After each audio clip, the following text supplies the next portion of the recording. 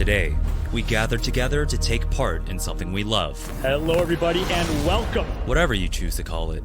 Esports, competitive gaming, online gaming, or just playing video games.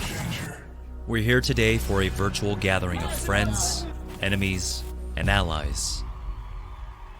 Brought together by fun, friendship, and bragging rights. But we also know that these are trying times. We've all had to make adjustments to our lives. And while we are home, connection is more important than ever. So we must lean on each other to keep moving forward. You almost get the sense that this is the beginning of something great. And that brings us back to competition. Video games are what has brought us here today. Our common bond. I'm so grateful for all our fans. Now, more than ever, it's time to use this connection, this shared appreciation for play, and turn it into something good. Take some time to reconnect with old squads and raid buddies. Relive those old drops. Check in with each other. Even give that rando a break. What is going on? We spend so much time visiting these amazing worldscapes and adventures together. Let's not lose sight of what makes playing them so worth doing again and again. The time we invest in each other. That, and of course the notoriety of finishing on top of the leaderboard.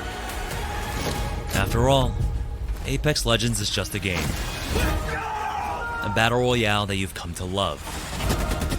We're all excited to be here today and take back a piece of our normal. Showing your support and appreciation for the teams that are raiding up to drop into World's Edge is a small but important step. Now, who's ready to fly on a zipline? I am. Welcome to the ALGS Online Tournament number 2. Time to have some fun.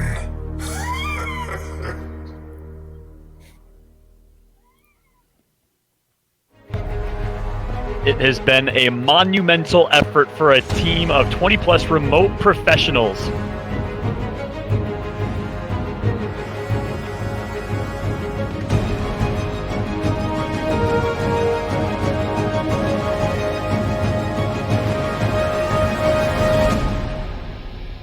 Yes.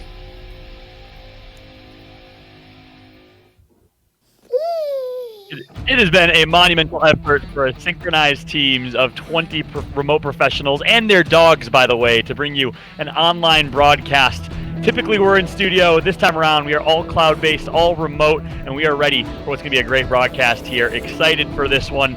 We are sheltered in place and pushing our internet connections to the limit, as we've seen so far today, to bring you ALGS Online Tournament number 2.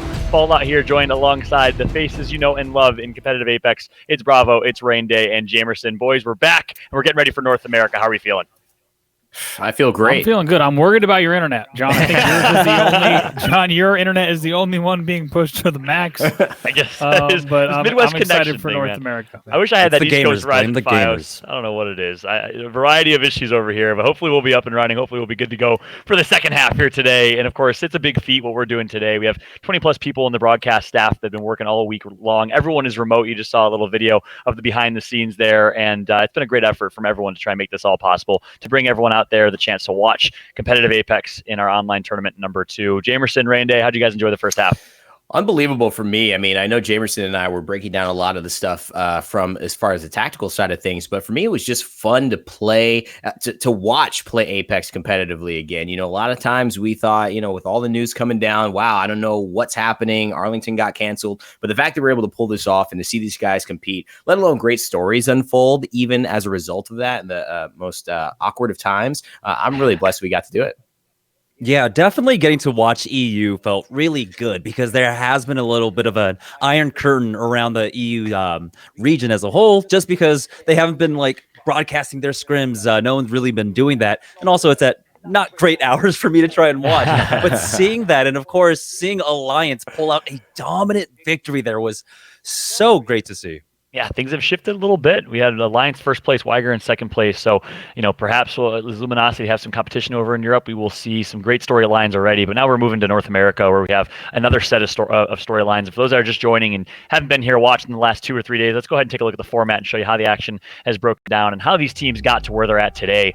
The road to the finals started on Saturday, March 21st, just 2 days ago, where teams played a maximum of 5 rounds, 160 plus teams in each region. Each round featured 4 matches. After each round, teams with the highest scores advanced to the next round in a single elimination bracket format. That, of course, led us to where we are today, the grand finals, March 23rd, and we are going to have a 5-match final between the top 20 squads from North America. Teams are going to earn points in each match based on placements and kills. We'll walk you through the point breakdown later. And of course, the team with the highest score is the winner of online tournament number 2 for that region. We have the Kings of Europe.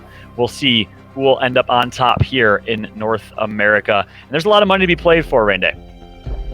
And excuse me, you guys caught me taking a Caught sip you of water right caught there. you drinking. Jeez, Sorry, mate. I mean, that was a laser toss right there. My goodness. You trying to stay healthy during the coronavirus? Take a vitamin, and John's making me choke here. All right, but no, you're right. The money is on the line, and it's great that we got this influx of cash. I think a lot of people got really excited and reinvigorated, and it really put a nice focus on the game in times where things are focused a lot elsewhere. So look at that, a ton of prize money. How you perform today could mean a lot for you in the next couple of months, and also just some great clout, some great notoriety and recognition within this community that is always improving with more and more top tier pros joining up. Yeah, it's a great call out. $300,000 got added to this online tournament. Originally, it was just a qualifier. Now you're playing for a lot more. So kudos to EA for giving their pro players a chance to compete for their livelihood. There, of course, a lot of people are doing this full time, and this is an opportunity to continue to do it when they love to do. Let's take a look at the points now and see in first place with 12 points for placement, down to 9 points.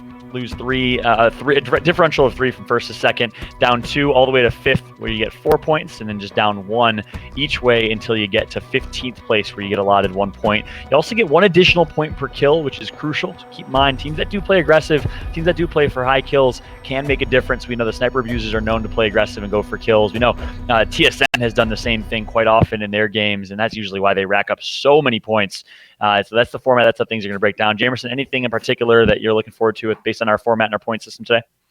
I mean, the thing we saw here was that definitely in EU, it was a very center circle centric style, which is something similar to what TSM should be facing off today. A lot of NA teams are going to be doing something similar. And so I want to see how they make adjustments. I mean, this is going to be very important, of course, in the coming weeks, how the competitive format and how the competitive scene evolves. But how everyone else kind of reacts to the change in the meta and how everyone plays. I'm really excited to see how all of this shakes out today. I think we'll have another caustic situation here. Lions dropping 2 wins with the caustic. Speaking of shaking up meta, I don't know. Rainday, you'd like to see it. I'd love to see it. I'd love to see some, if anything, we saw Caustic over in EU. Maybe we see somebody run a Crypto or a Bloodhound over in NA, just experiment. I think Caustic, though, he serves a good role in competitive as a defensive legend that definitely does a good job of it. He only just gets beat out by Watson, which is probably why we don't see him anyway. So it was great to see that variety. Yeah, so of course Alliance does it on the European side. Let's go ahead and take a look at our teams to watch for the North American side of things. Bravo. Of these teams, obviously we have TSM on that screen. What sticks out to you the most?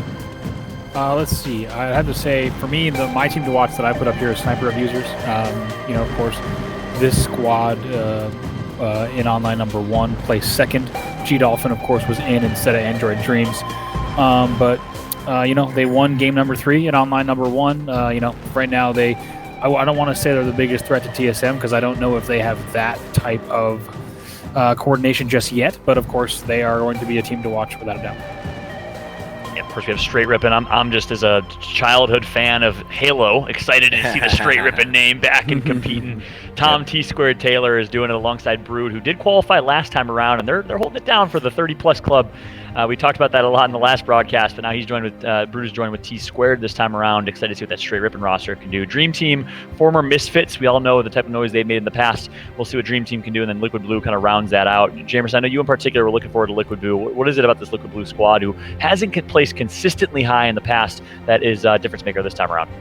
They definitely haven't, and I think I might be, placing a lot of scrim stonks on top of them right now. But what I've been seeing out of them has been impressive so far, and I think they're going gonna really put their name in contention for one of the best macro teams. Their understanding of rotations and how to find power positions in the rings and during the rotates has been really strong as of late. And so I feel like this might be the tournament where they really do stand out.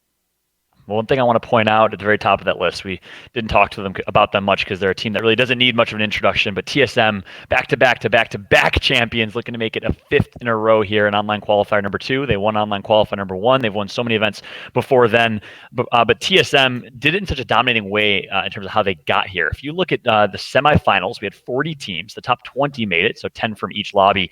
TSM had 79 points in their semifinal with a total of 38 kills. Right behind them in second was the Flying Saucerers, who had 45 points. They nearly doubled the amount of points gained, 23 kills for them.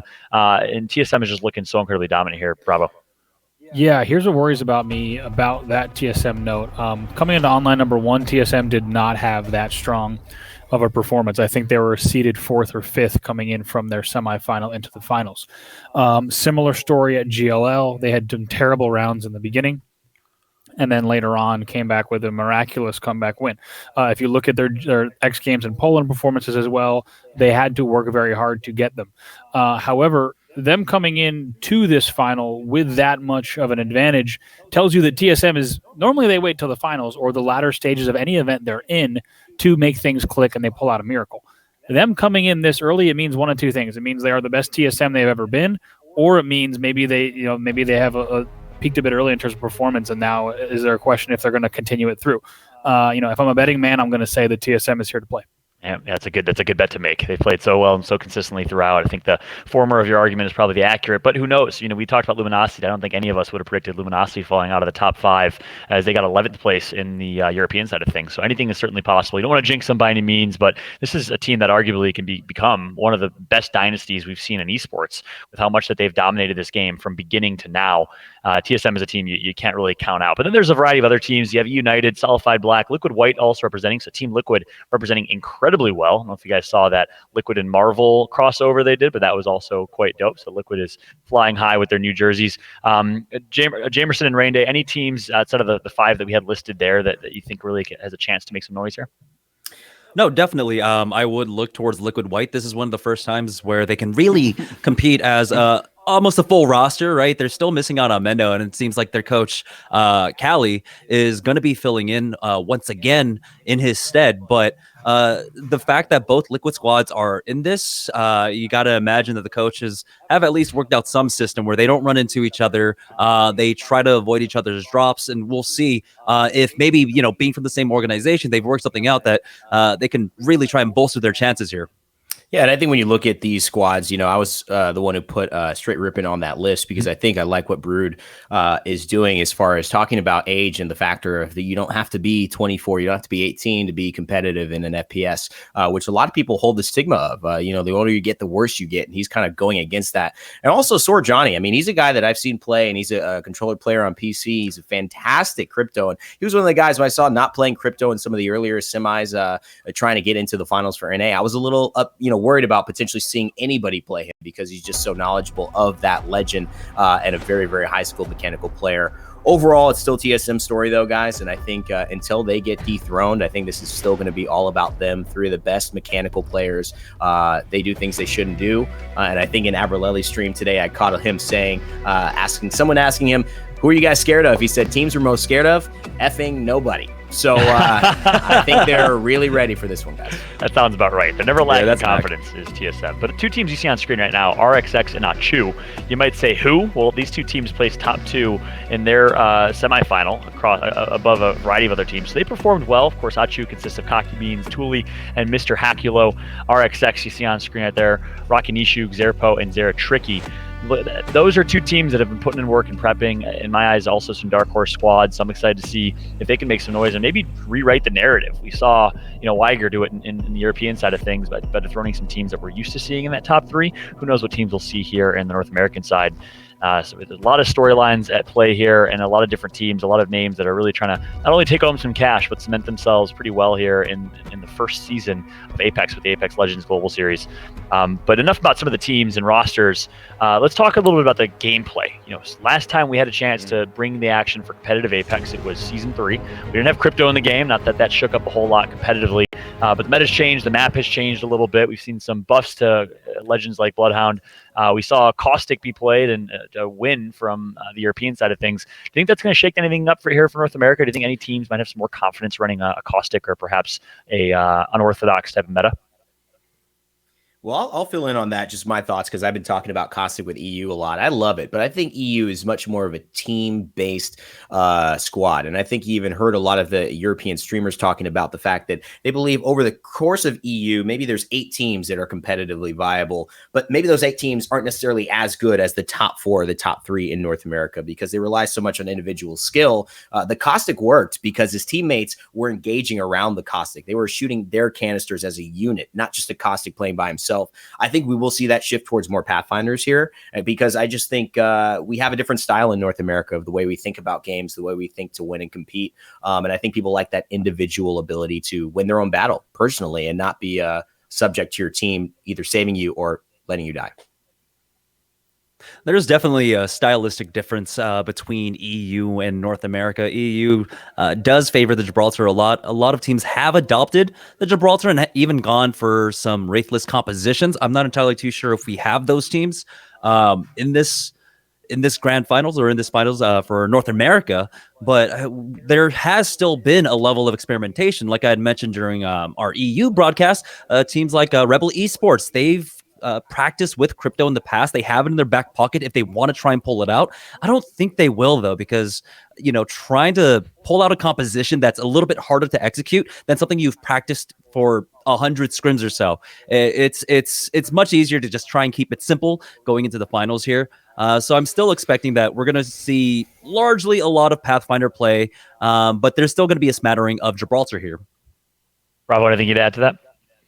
Yeah, I think one of them, I mentioned it just a bit during the European broadcast, but one of my favorite notes that I saw pre-online number 1 was the reason that you have a lot of the top NA teams still running Path, even after experimenting with Gibby, in their own words, is just that teams that are confident in playing Path, they are position priority teams. Yep. They would rather play a solid position than lean on what, once again, in their words, a crutch of Gibby to get them out of bad situations. And I think that sums up a lot of what the top North American teams look to do in game. Yeah, that's a good call out. So, it's not necessarily just the zip line or the escape that Pathfinder has, but his passive, his ability to leverage a beacon to get insights into rotations, where that late circle is going to be. And of course, people are so good at predicting rings now at this point with all of the muscle memory that they have and experience that they have, that if you can find out 1 or 2 of those rings as a Pathfinder, you're going to be well positioned to rotate early and play for position. I know TSM is a prime example of that. They're a team that is so position heavy and does a great job. That's honestly one of the largest reasons they play Pathfinders, for that rotation, and it works for them. Why fix what's not broken in TSM's eyes, at least. So great insight there. I think we'll see what's going to happen and what will get mixed up here. I think you guys are all predicting a diversion back to the standard Pathfinder, Wraith, Watson. Perhaps some Gibraltar will be played, but we'll see. Who knows if some other legends will be thrown into the mix here. From a meta standpoint, one team we didn't talk a whole lot about was Sniper Abusers. They're a team that kind of had some question marks. Snipedown has played with the new roster in almost every single major event that he's participated in, and they're doing it again. They picked up Android Dream as their third, playing alongside Snipedown, no longer playing with G-Dolphin in Europe. Brav, this roster well. How do you think they're going to fare? I'm really looking forward to seeing what they do. They came in third in their semifinal. Snipedown has been a great in-game leader for a lot of the teams that he's played with. I think he's confident and decisive, and he knows that he needs to be. He had mentioned to me that G-Dolphin and BCJ were a bit rowdy in-game, and that he kind of had to corral that. I haven't spoken with him since to know about how Android Dream versus G-Dolphin might be. But I have to say, this is a team that once again is performing. They're putting up the numbers. To be third to only TSM and Flying Saucerers in their semi is pretty great. And I expect them to once again be a kill-heavy team. They're going to play early aggression, and looking forward to seeing what they can do here. Yep. Sniper Abusers, of course, placed third in their semifinal, right behind the Flying Saucerers, who got second with 45 points. Sniper Abusers with 40 points. They did drop 28 kills, which is 5 more than the Flying Saucers, but their last game they got 19th place, so early elimination kind of took them out of any contention for racking up more points. So they really picked up those 40 points in 3 games, by the way, which goes to show how well they were faring in games 1 through 3. So Sniper Abusers, of course, a team we're going to look out for. And if you look at both of these semifinals, the TSM semifinal was stacked. I mean, you had TSM, Liquid White, Liquid Blue, Sniper Abusers all on one side, Solidified, which consists of Pride, Metro, Primal, and Turns. They actually all qualified in our online qualifier number 1. I know Turns, former member of the Pittsburgh Knights, so I'm excited to see what they can do. And of course, a lot of teams, a lot of storylines getting into this one, and a lot of action to break down. I'm excited that we have a 5-game final. We got nothing but competitive Apex to be casted, to be brought to y'all, and our beautiful new spectator mode as well, coming up here in just a moment. But Jamerson, I believe we got a Telestrator segment ready right now, as you're going to jump in and showcase a bit of differences between European and North American drops. Do you got Telestrator ready on your end? Yeah, I do. And, I was thinking about that, right? You were talking about what kind of differences we're seeing between EU and NA. And I didn't really think about it, but giving it a few minutes of thought, there were some things that did stand out for me. So, I mean, if you take a look at World's Edge, first I'm going to point out how it looked like EU was dropping. It was kind of strange because there's certain locations like Drill Site or Lava Fissure and even like Mirage Voyage, right?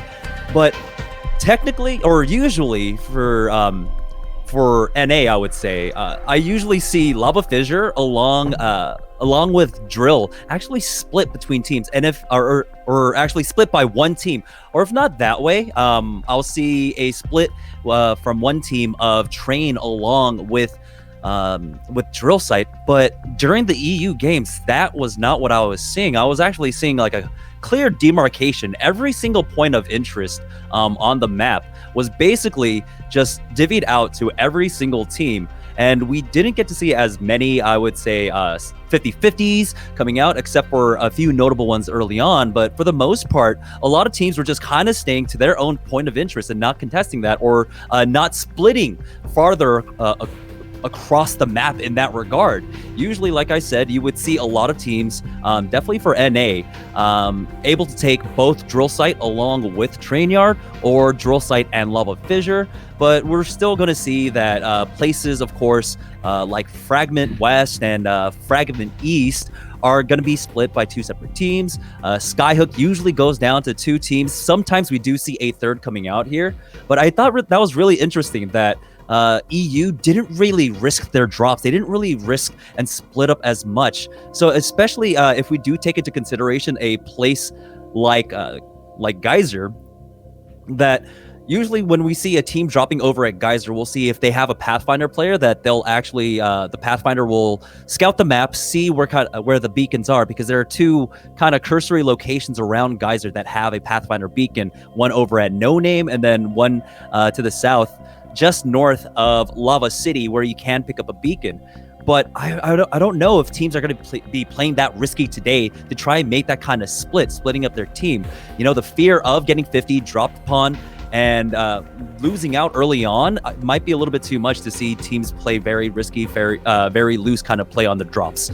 But really, that's about it. Yeah, good insight right there. So some differences in styles of play. So you're referencing is Europe did not play aggressive early on, and there's always been this kind of argument back and forth, which region is more aggressive. Typically Europeans are known to play semi-aggressive, but the Americans would probably argue otherwise. Ultimately, in the end, if you had to pick one region or the other that's going to fight early and take those 50-50s, or more willing to do so, do you think one region has a little more aggression than the other? I think for the finals, it was just a difference. It was just that we didn't have those aggressive teams in not our at all finals. In Europe. Right? They just weren't in there, right? We didn't have our Na'Vi, we didn't have our VP, and so we didn't see some of those early games fights. That's true. Right now, here in North America, we don't have Sentinels, we don't have Golden Guardians, who we can kind of rely upon to get into those early skirmishes, and so I'm expecting very similar kind of slower gameplay. especially with the pacing that we saw in EU, where it was a little bit slower than we'd normally expect in finals time. And I think that's going to carry through here. Yeah, tell the same tale here in North America, and I think that's a great call out, especially based on the teams that are participating. You also don't have a team like Complexity partaking in this grand final. We know that Monsoon and Co do like to get aggressive, throw smokes, and get loose every once in a while. And not only that, but there's a lot of teams here that you look at this list and you kind of say, I haven't seen a lot of them. You look at a team like On the Hunt, who I have to give some recognition to. Mental Wildebeest and Impulsive Dream. They played with Caution, who's a streamer. He decided to pursue streaming, and now they qualified. Mental is one of the best console esports players of all time. He's a 20-time champion with Gears of War, playing alongside Wildebeest. You have T Squared, who again you probably haven't seen compete at a top level for a few years now. He's now playing at the highest level in Apex alongside Sorjani and Brood. Of course, Snipe Down as well. So some names that you're used to watching. Bravo, you were around when T Squared and Snipe Down were actually teaming together back in Halo 3, and now you get to see them play against each other. Yeah, it's great to see. I think you guys hit it earlier as well. It's the Apex scene is an amalgamation of multiple games coming together in multiple communities, and it's kind of been born out of a desire to play a great and fun FPS, and certainly that's what we have in Apex. And I think there's no surprise that a lot of players from different disciplines have come over, and a lot of top players have decided to make this their home. So some great talent in this lobby, as Jamerson said. Some notable absences: Complexity, Fnatic, NA, Sentinels, Golden Guardians, a few others, a few of the XCLG guys not here as well. Yep. But as we talked about in Europe, that is what online tournaments will bring, an opportunity for some teams to step up. And we saw that in Europe, and we'll have to see what we see today in North America. That's what you got to love about the ALGS format. Open tournaments, anyone can participate, and anyone can play, and anyone can make a name for themselves. And that's what you love to see. Of course, LAN tournaments were a part of that. And, given the changes in the current climate and environment, a huge pivot, and a big shout out to EA for making that pivot, giving $300,000 in prize pool to this online tournament. So their ALGS program can continue to live, and we get to profit as a community and as fans of Apex. We get to enjoy the highest level of Apex Legends gameplay from our home amidst everything going on right now. So it looks like game number 1 is getting set and underway here in just a moment. We're getting the lobbies filled with players, and we're about to get underway with our 5-game series. We talked a lot about the teams and the players, and we talked a little bit about the meta gameplay shifts as well here. I want to jump into some predictions. Gentlemen, do you think we're going to see TSM do it again here in game number 1, particularly starting with game number 1? What are your thoughts about what we're going to see? For me, it comes down to what do sniper abusers do? In the practice leading up to this, sniper abusers, when they did have G Dolphin, they've been contesting and going 50-50 against TSM. So I want to see if we have that kind of early fight coming out. Bravo. Let's see. You know what? I'm just excited to see these games play out as we're jumping into game number 1 in just a second. Looks like game 1 is actually we're going in right now. I am going to steal it. Go for it, brother. Rain, I believe it's going to be you and I calling this one. Is that another? Did I see you with a fresh cup of coffee for this? You know what? Listen, I'm telling you, I can't travel, but my sister traveled in January. She brought me back a cup of Mariage Frere, which is some famous tea in France. So we may not be going to Paris for the obviously the premiere, but I am getting a little bit of Paris myself here just to enjoy this first North American broadcast with you, buddy. Wow, I'm not gonna lie, I'm jealous. I got a standard cup of black coffee here, but I'm excited to jump into another 5-game set with you, ladies and gentlemen. Thank you so much for tuning in to another set of games here in the Apex Legends Global Series here. It's North America now, 5 games in total, and by the end of it, we will have a winner for online tournament number 2. The question is, can TSM do the impossible? They've won 4 major tournaments straight. One of the best runs we've seen, and I'll dare say it, in FPS esports, period. Right now, putting on a show in terms of recent memory. No one has really done the same thing across multiple titles. TSM looking strong here. Can they do it again? Well, that's the big thing, Brav, and I think that's what we're all looking at here today, is that can TSM continue this run, which feels like it's got to have ended maybe three tournaments ago, but unfortunately it's not. And fortunately for them, they're still dominant. I don't see them trying to give that up anytime soon. This is a team that not only has comms that I think could sell a soap opera to a network television company, because I think there's so many things and dynamics going on between every single moment that they play, but they're just amazing to watch. Individual competitors that end up working as a team. They do things they shouldn't, they win fights they shouldn't, and they somehow are always on top. So they are the true Apex predator in Apex Legends. I'm excited to see a lobby with hopefuls trying to dethrone them. Absolutely. Talk about their comms. Even if you caught scrims this week, a lot of debate about play calls and where to set up ults and things like that. And to see dropping down here, here's Bond picking up some nice damage, and going to have to shoot out a fence before he pushes here, and also having great awareness to be right on the doorway as well, getting pushed from several angles. Teammate having very low shields as well, and it's just up to Bond essentially here, unless Vaxilon can stay alive. Yeah, these early fights are a bit rough as well as we transition over on towards some greener pastures here with Impulsive Dream just firing off a triple take. You see Mental and Wildebeest, the team to look out for, we just mentioned earlier on. And they're going to take some high ground over there, just trying to find over in Sniper's Ridge, maybe some potential loot, some vantage points to see about the rotation coming forward, and get themselves in a better position than they were on that low ground. Absolutely. Taking a look there for just a moment at the On the Hunt side, but now we go back over to the Flying Saucerers. And we saw them with a 10th place finish in online #1 with the same exact roster. Petty in Poland, but a 38th place finish for him. So, of course, this side, lots of potential in terms of the Flying Saucerers. We got to see them in online #1, as we said. They're going to be looking for an even higher placing here as they get ready to rotate out of Fisher. And Kubsky, Hierarchy, and Moonman, we're seeing them over on that southern side in Sorting Factory. And this is where a lot of the earlier games started to end in Europe, but in North America, we're seeing most likely a different circle here from what I'm aware of as they look to take a balloon here and obviously rotate because Hierarchy down, but they've got no chance to get the banner unless they try to rush for it. It's a bit risky, but they may go for it here.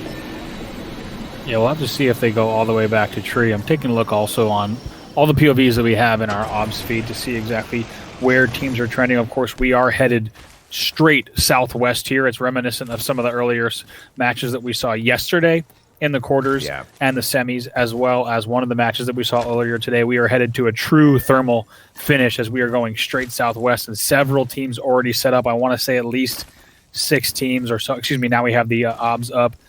Looks to be at least 7 teams already in the different corners of thermal. Yeah, and what's amazing is that you could see them make that call, and obviously not going back, it seems like, to get Hierarchy there. And Moonman Squad just decided that we need to start our rotation now because, of course, this first circle is moving in, and you can see how many teams, Brav, as you just pointed out, already in thermal. So this is going to get very contested. And if I'm you, Brav, where are you holding up here, and how are you playing this early approach considering there's already so much space occupied? I'm glad you asked because I actually love thermal endings. Let me take a look. I'm going to see if on the OBS I can see another map really quickly just to see exactly how central looks like we're converging. But to be honest, I am a fan of playing the furthest southeast building that we actually saw some quarter, I want to say it was either semi-final NA finishes. I'm a fan of the buildings. You can just see them at the bottom of your mini map right now. I am a fan of those southeastern buildings, mainly because if everything ends there and you're in those interiors, you are set. But if it doesn't, you still have some really good high ground to choose your route into back thermal. And I'm going to choose that over the southwestern thermal because it's kind of the opposite. What you're looking at on screen right now, it is the lower ground. It is a much harder trek up. So I'm kind of a southeast thermal guy. What about you? I like it. I mean, I think you make the exact same play call. I've seen that circle a ton of times, and I don't know whether it's the most popular circle or the most consistent in thermal, but I'd be definitely hedging my bets there as well. Nice little showcase of what these teams might be thinking there from Brav, the mastermind, talking all about the good stuff there for the competitive players or the wannabe competitive players looking to up their game here by watching the ALGS. And you see Rogue, Prodigy Aces, they're just backing off, helping though with that gold shield. Oh my, and an absolute laser coming through. Just trying to consistently poke, and they've done enough to almost push this entire team back. Yeah, they're going to make this push, and Help is not wasting any time. Reloads the 99, going to fly in. Boom! Melted immediately, forced all the way back, and needs to be very careful here. What looked like a strong push, it looked like instead became a third party. He's going to have to heal up and now hold down this area. What looked like a safe push, but it ends up not being the case. And sometimes not the best strategy to push and hold a place that you just killed a team at, because obviously that place clearly can be sieged. However, it might be good for the meantime. Hopefully they just get set up and start making that rotation as well. We have seen it in, not necessarily in thermal, but on some of the high ground right outside of thermal towards the northwestern side, kind of in that middle ground between Mirage Voyage, and that is exactly where he's pointing at too. So really this next circle is going to identify a lot for us here, Brav. And most teams now just trying to survive, get information before fully committing to any of these fights. Yep, and have you seen the latest beacon? We're just headed straight, essentially, even further towards Central Thermal, is where things are going to be headed to. There's going to be no thermal ridge, really. This is not going to pull towards tree. This is going to be thermal proper. There it is on screen. Yep. You just saw it for a second. So expect things to really continue to converge. Still a few different options, but this will be a thermal proper end circle without a doubt. And like I said, one of my favorite end circles to watch, mainly because you do have a lot of satellite buildings around Central Thermal, but there will be a point where people have to exit across some very tough routes across the bottom of Thermal Station. Resulta here holding up topside along with Gentrifying. And Desingful with aim assist. Has 19 squads are still left. Most of them, nearly all of them, realizing Thermal is where it's going to be. And Liquid Keller. Oh boy. No Cali, no Wonderfuls, but he's got a Devotion. And this is either going to completely work out in his favor, and he's going to rat his way to a higher position here, Brav, or he is in trouble. And it looks like, at least for now, the rat has not been found in the kitchen. Not just yet. Liquid White, a team that we've watched quite a bit. However, not the placings they would have wanted so far. 11th place at GLL, and only the semifinals, I believe, previously for a few other events now. As we go checking out the side of Squared, Sorjani, and Brood as well. Do have Squared with that Evo Shield, one of the first Evo Shields we've seen in North America now. And a Scout is such a perfect weapon for that. I mean, you're just hitting so hard, so quickly. You could easily get 100 damage and turn that into a level 3, and that means he's already done quite a bit of damage as well. All of them geared up and in a pretty good position to kind of play towards the outer side of these rotations. I really like what we're seeing here, Pride Metro and Turns. I love this bottom setup where you can Watson up the bottom of these buildings. We've seen teams do it, especially in online number 1. Even though this spot is, once again, it does not look like the most desirable spot on paper. If you were to look at this POI for the first time, you would not say, that's a place you definitely want to set up. Keller has been found, though, as I'll interrupt myself, and that will be the end of the Liquid White run as everyone else tries to make their way down into Thermal. But to get back to that, those lower spaces, generally not a space that looks that attractive. However, there's enough cover and enough nooks and crannies for your ult that you can really hold down that area until you need to relocate. And the nice thing here as we go back and continue following along with Impulsive Dream, Wildebeest, and Mental, who are representing On the Hunt, as obviously they just were on the hunt for Keller. They now have that Devotion added, and I believe it looks like we're going to either see Impulsive Dream or Mental with it. Haven't checked loadouts in just a second, but I believe that is going to be a significant help. Already with a gold shield, they're going to have a lot of early aggro there. As you can see, even as a one solo player, he was able to take down a Gibraltar. And Gibraltar with that 15% fortified damage bonus, meaning you have to do 15% more damage to down him. I mean, that is a recognition enough, or at least it should be, of how deadly a Devotion is when you're hitting your shots. Absolutely. We do still have some teams that are on the fringe. As you saw just now, we have 2 teams coming in from Mirage Voyage, about 2 teams still making their way west from Tree, and a little bit north of that, 1 or 2 squads, like you see on screen right here, still a little bit close to the center of the map. So they're going to be slowly making their way in as well. And they're going to know that, once again, we've been talking about them yesterday during the finals, on Saturday during the semifinals. These thermal chokes are really tricky to get into, and teams that, like right here, who are already holding areas of parts of Thermal Ridge along the chain link, they are going to gatekeep any of those teams that are trying to make their way. And the reason this is such a good power position, as you were mentioning, the gatekeeping, but it's just the points that you can get on these easy rotations, easy kills, easy downs, and then still have a place. Even if it's not right where the circle's going to end, you have a decent bit of options as far as getting to where you need to be. And the charge rifle, there's always somebody using it. This time it's Lyric, well-known player in the NA scene. Yeah, great shots there from Lyric, able to land 2 cracks and going to do some damage. Just force their opponents to push back, as we do see round 2 starting to close. They're going to want to hold this ridge as long as possible until they need to drop down. Of course, it's a pretty steep drop down just off of this ridge. When you do need to make that run into Thermal, you need to be very careful about how you actually make that route. Yeah, and this is just, again, going to show a lot of the mettle of these teams. Still some fighting over on that left side. And with the 4 to 8 times, he's going to be able to get involved. I mean, Lyric here hoping to just get scouting information with that sniper, but also maybe a quick, easy knock when someone's low, third partying from a distance. It's what that charge rifle allows you to do better than any other sniper because it is hit scan, despite its damage and despite it being nerfed over 3 successive times over the course of Season 3 and Season 4. It still is one of, alongside the Havoc Select Fire, the only hit scan in Apex Legends. And Rain, look where we're pulling. We are pulling much further west, and I would have lost the bet here in terms of where I would have set up, because we're pulling pretty far west in terms of thermal.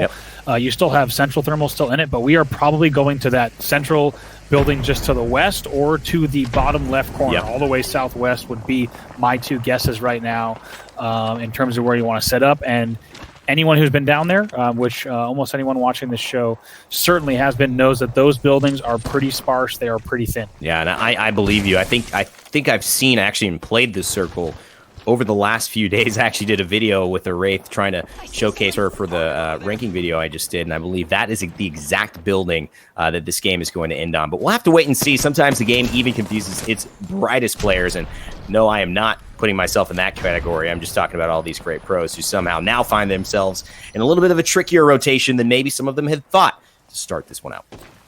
Absolutely. By the way, I got to give a shout out to check out Rain Day's channel, Rain Day Gaming on YouTube. Make sure you scope that out. Hey man, I got to do it. You know what I'm saying? I might send you some French tea for that.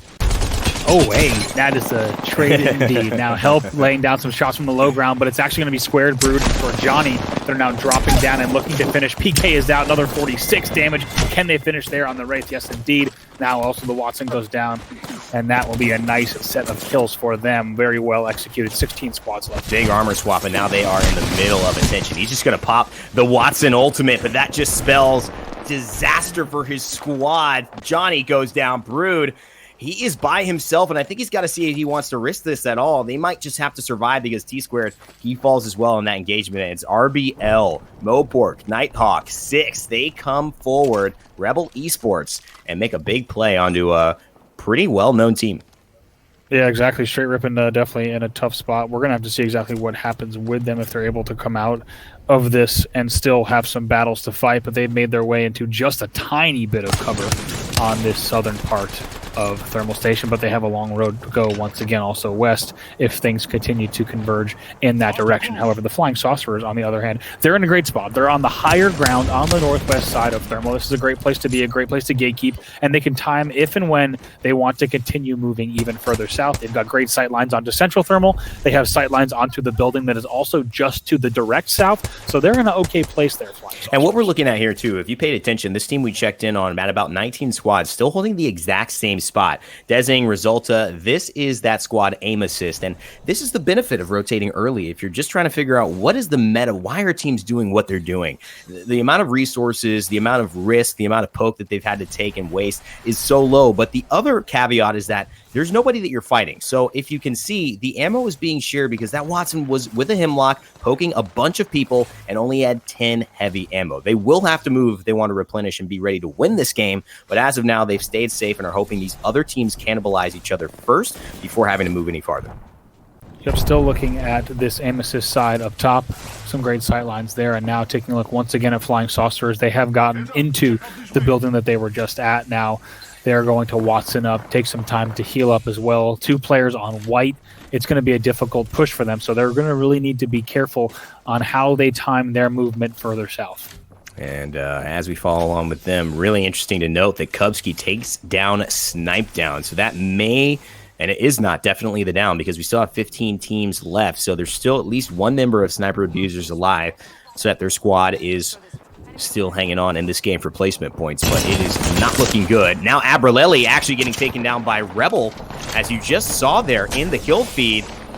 TSM would love to check in on them because that is not what we would expect here. If I'm not mistaken, Abralelli also getting in some trouble as well, so we're going to keep an eye on that for sure to see exactly what's happening on the TSM side. Flying Saucer is now going to try to TP out, get themselves a little bit further west towards that next circle, and it looks like Saucer will be able to lead that charge. Places portal exit team will likely come through, as it is indeed probably being called safe right now. Saucerer, though, just playing this slow and going to heal up. And remember, I mean, you keep mentioning Flying Saucer is a team to pay attention to, and their semifinal came second and 38th in Poland, so I mean, good here. And by the way, here's TSM that we asked for, and not really not sure exactly what happened to them. We only see reps there down and out. And then Hal, the only one alive, not sure exactly what might have happened in terms of in-game action or the server, but now looking here across, and that's going to be a really dire situation for the Flying Saucer. Yeah, big arc star there as well. He's got the gold shield, so he will get this bat off, but the health, that's his biggest thing. It's too late in the circle. He's got to just thirst for kills. A big grenade or arc star would be perfect here, but he's just going to go for the PK thirst, and I don't know if he gets it. He might have gotten 1 kill in that trade, but he is dead, just trying to get KP for his squad, and it seems like he might have accomplished the job, at least for 1 point. Might have gotten 1, but now over 2. Liquid once again here. Flanker and Nocturnal trying to work together. They've already lost Casper. They're just on the edge of this platform that has this building. This is one of the last pieces in. This is a treacherous thermal end circle here. I was worried that we might be going to something this open. This did not pull to the central buildings that we're looking at right now, nor did it really pull towards those southwest buildings. It kind of is just pulling towards only one of them, and essentially everything else is open field. So this is a punishing end circle once again. And you can see Brood and Rebel. Brood actually gets the knock, but Rebel actually ends up finding the kill, the thirst onto Hal, who had a gold knockdown shield. He was the only member alive, but didn't go down immediately, and that's how we know that. Solified Black as well, looking to loot and just get geared up. This is going to pull, I believe, into that house that you can see in that minimap.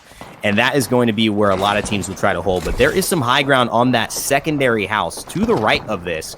I believe that it will actually be a great spot to rotate from if you can find a way to do it safely, because a lot of teams still playing edge here.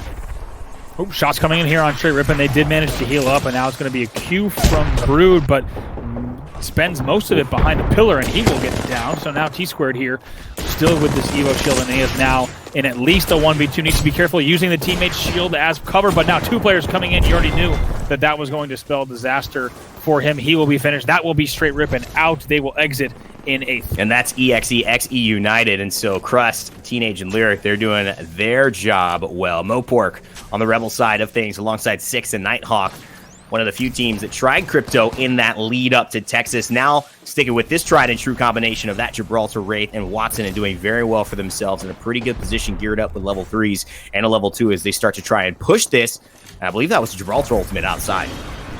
Yeah, Rebel was able to get back into their building and then also heal up a few teammates. Slow healing. This is going to be a full Phoenix here for Nighthawk. Door does get blown, so needs to be careful. They do still have a few fences up on these doorways, so they are okay for the time being. But just like that, only 5 squads left. That's what you get. Rain, you called it. Things are pulling in on just that building, and about 30% of this is on the cliff, so there's even less room to play with. Yeah, and that's the problem with this particular one. You could play this high ground, but you are a little exposed, and it's all about these rotations into how do you get into the house and how do you burst people down. It's why we talk about the PKs, the Mastiffs, kind of turning this game here, and I'm not sure if that devotion is still in play. I believe it was Rebel who ended up picking it up, but I haven't seen them using it throughout the game, so maybe just figured I'd stick with the tried and true. But inside, it's Annie Moweed and Midnight Sun holding up this high ground. Absolutely going to hold this down for the time being. You saw that choked PK from Midnight Sun ready to go at any time. You're going to wonder if it keeps that wing for this late game and these types of close quarters, but Metro Turns and Pride also trying to hold down this area as well. Not much room, but they have okay angles up top, and it's going to... the gen does go down, though, so that's going to spell disaster for them. Yeah, she doesn't have another one. They're going to dome, though, and then find an ultimate accelerant, which is huge here. Only counterplay for them immediately would have been to drop down, because Watson doesn't take percentage. She gets a full ult every time she uses that ult accelerant, so she is safe.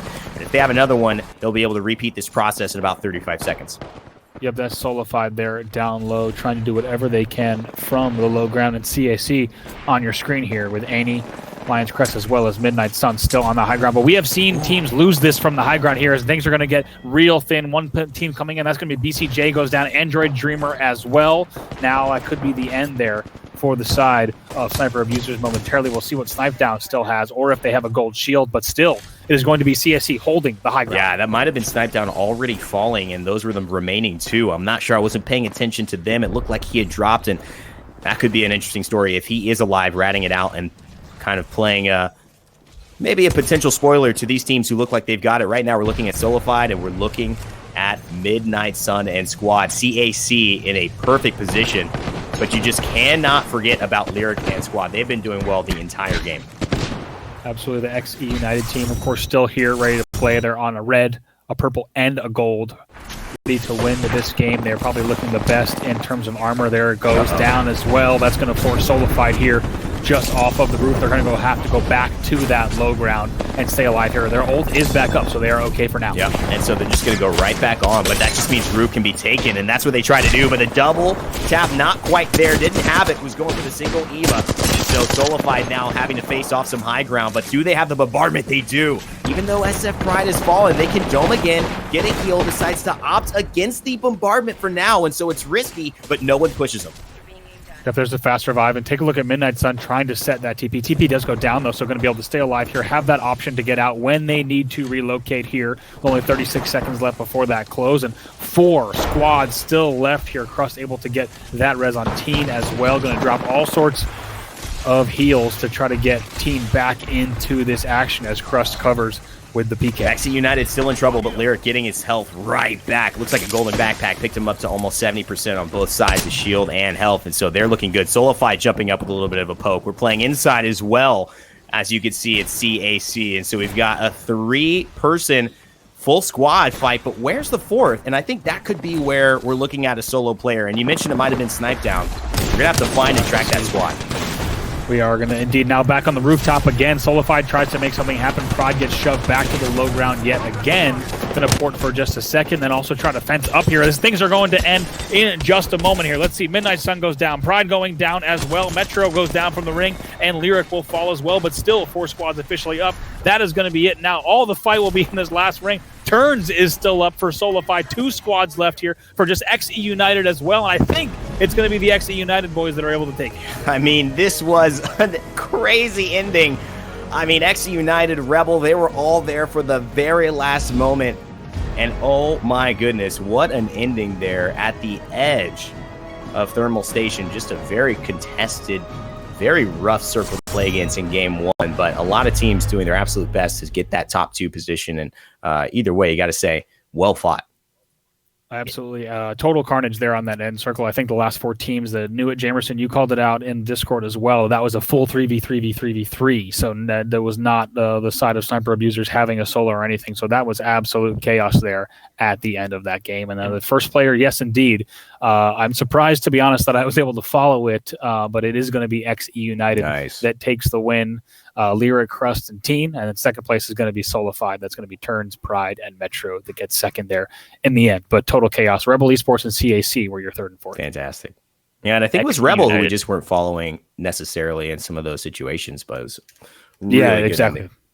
Yeah, crazy ending, so crazy that I don't think any of us knew exactly what happened. It was absolute madness that ensued, but ultimately it was XE United that come out with the win, and a 25-point game for them as they were able to pick up 13 kills combined. So this XE United squad is out with a vengeance in this tournament, and they start incredibly strong. Right behind them in second place, Solified, as mentioned, they picked up 8 kills in their own right, 9 points for first place, plus 8 kills total. That's going to net them 17 points, so they're in a solid spot as well, as it looks like United, Solified, Rebel in 3rd, CAC in 4th after that, and of course Sniper Abusers was sniped down. 0 kills to their name, but they did pick up a few points with a 5th place finish as well. Crazy finish right there in that one. Jamerson, I know you were drawn away there and have the telestrator ready to break down some of the action for us. Yeah, well, let's get right into it. And one of the talking points that we had at the start of the game was that, well, at the start of North American Finals, was that it's becoming harder and harder for TSM to try and win out these lobbies. That in the last online tournament, they weren't able to win a single game, even though they had ended up winning the qualifiers. And the issue is that, you know, they're not letting go of the gas. They're still the same TSM. It's just that everyone else around them is just getting better and better. TSM used to set the bar at when you were supposed to rotate, getting into position, getting into center circle, and realizing where the late game circle is. But at this point, a lot of teams have really caught on to that, and they're the teams that are contesting TSM in the mid game, making it that much more difficult. I believe TSM went down at 9th, but as soon as we saw this circle, for those of you who might not know exactly how to read the ring, a good rule of thumb is that if you see the ring pull very heavily into one direction, as you can see here, the first ring has so much out of bounds here on the southwest side. This is all just water here, and it's already off map at this point, you can kind of guess that the ring is going to continue to pull very heavily into that southwestern portion, which is what a lot of teams, especially if they don't have a Pathfinder or if they're not able to secure a Pathfinder beacon, are able to read. That's why we got to see that during the mid game, a lot of teams made their rotation here, as you can see on the yellow mark, down here to the southwest side. Now here on World's Edge, there are a lot more buildings for teams to play in, and that means that TSM, who are usually able to bully out teams and make sure they're kept out of kind of their immediate area, they're not able to do the same thing because there are so many positions, especially if we zoom in here into the southwest portion of the map, where there are so many locations that teams can actually play in. Zooming in closer over here to the southwest side of Thermal Station, of course, you've got these 3 buildings that you can play on the southwest side. Excuse me, let me go ahead and make that a little bit larger. But these 3 buildings here on the southwest side are very strong positions that you can play. But there are little bits of hills down here on the south that you can really try and focus. And that's what we saw. A lot of teams actually rotating around, coming from the south hand side and then making their way in here, and TSM just weren't able to show off enough presence, and that's where we're seeing their kind of mid-game really struggle in a lot of these tournaments, where they're just getting contested early on. But I gotta say, you know, right now, the level of play, the level of macro play that I'm seeing out of the rest of NA is very admirable, excuse me. Great analysis, as always, Jamerson. Thank you for breaking that down. A little bit of a lesson in terms of how rings tend to pull, which is directionally towards the same direction that the first ring started in. So great insight, as always, from Jamerson. And I think I could call out TSM. They dropped Fragment there early on, I believe Fragment West. That's a pretty tough rotation all the way down to the bottom left side of the map, or the southwest side of the map. And ultimately, they got caught in the crossfire on that rotation. So not the best start for TSM. Instead, first place United with 25 points, solidified in second after them. Rebel, CAC, then Sniper Abusers is what we saw in the top 5, but we're of course waiting to get the final standings up for you guys. Before we do that, let's take a look at the final moment and see exactly how the action ended there. As we mentioned, it was absolute madness and chaos here. Smart decision by whoever it was. I can't remember. I think it may have been Solified, who was just taking the portal back and forth and surviving during this fight.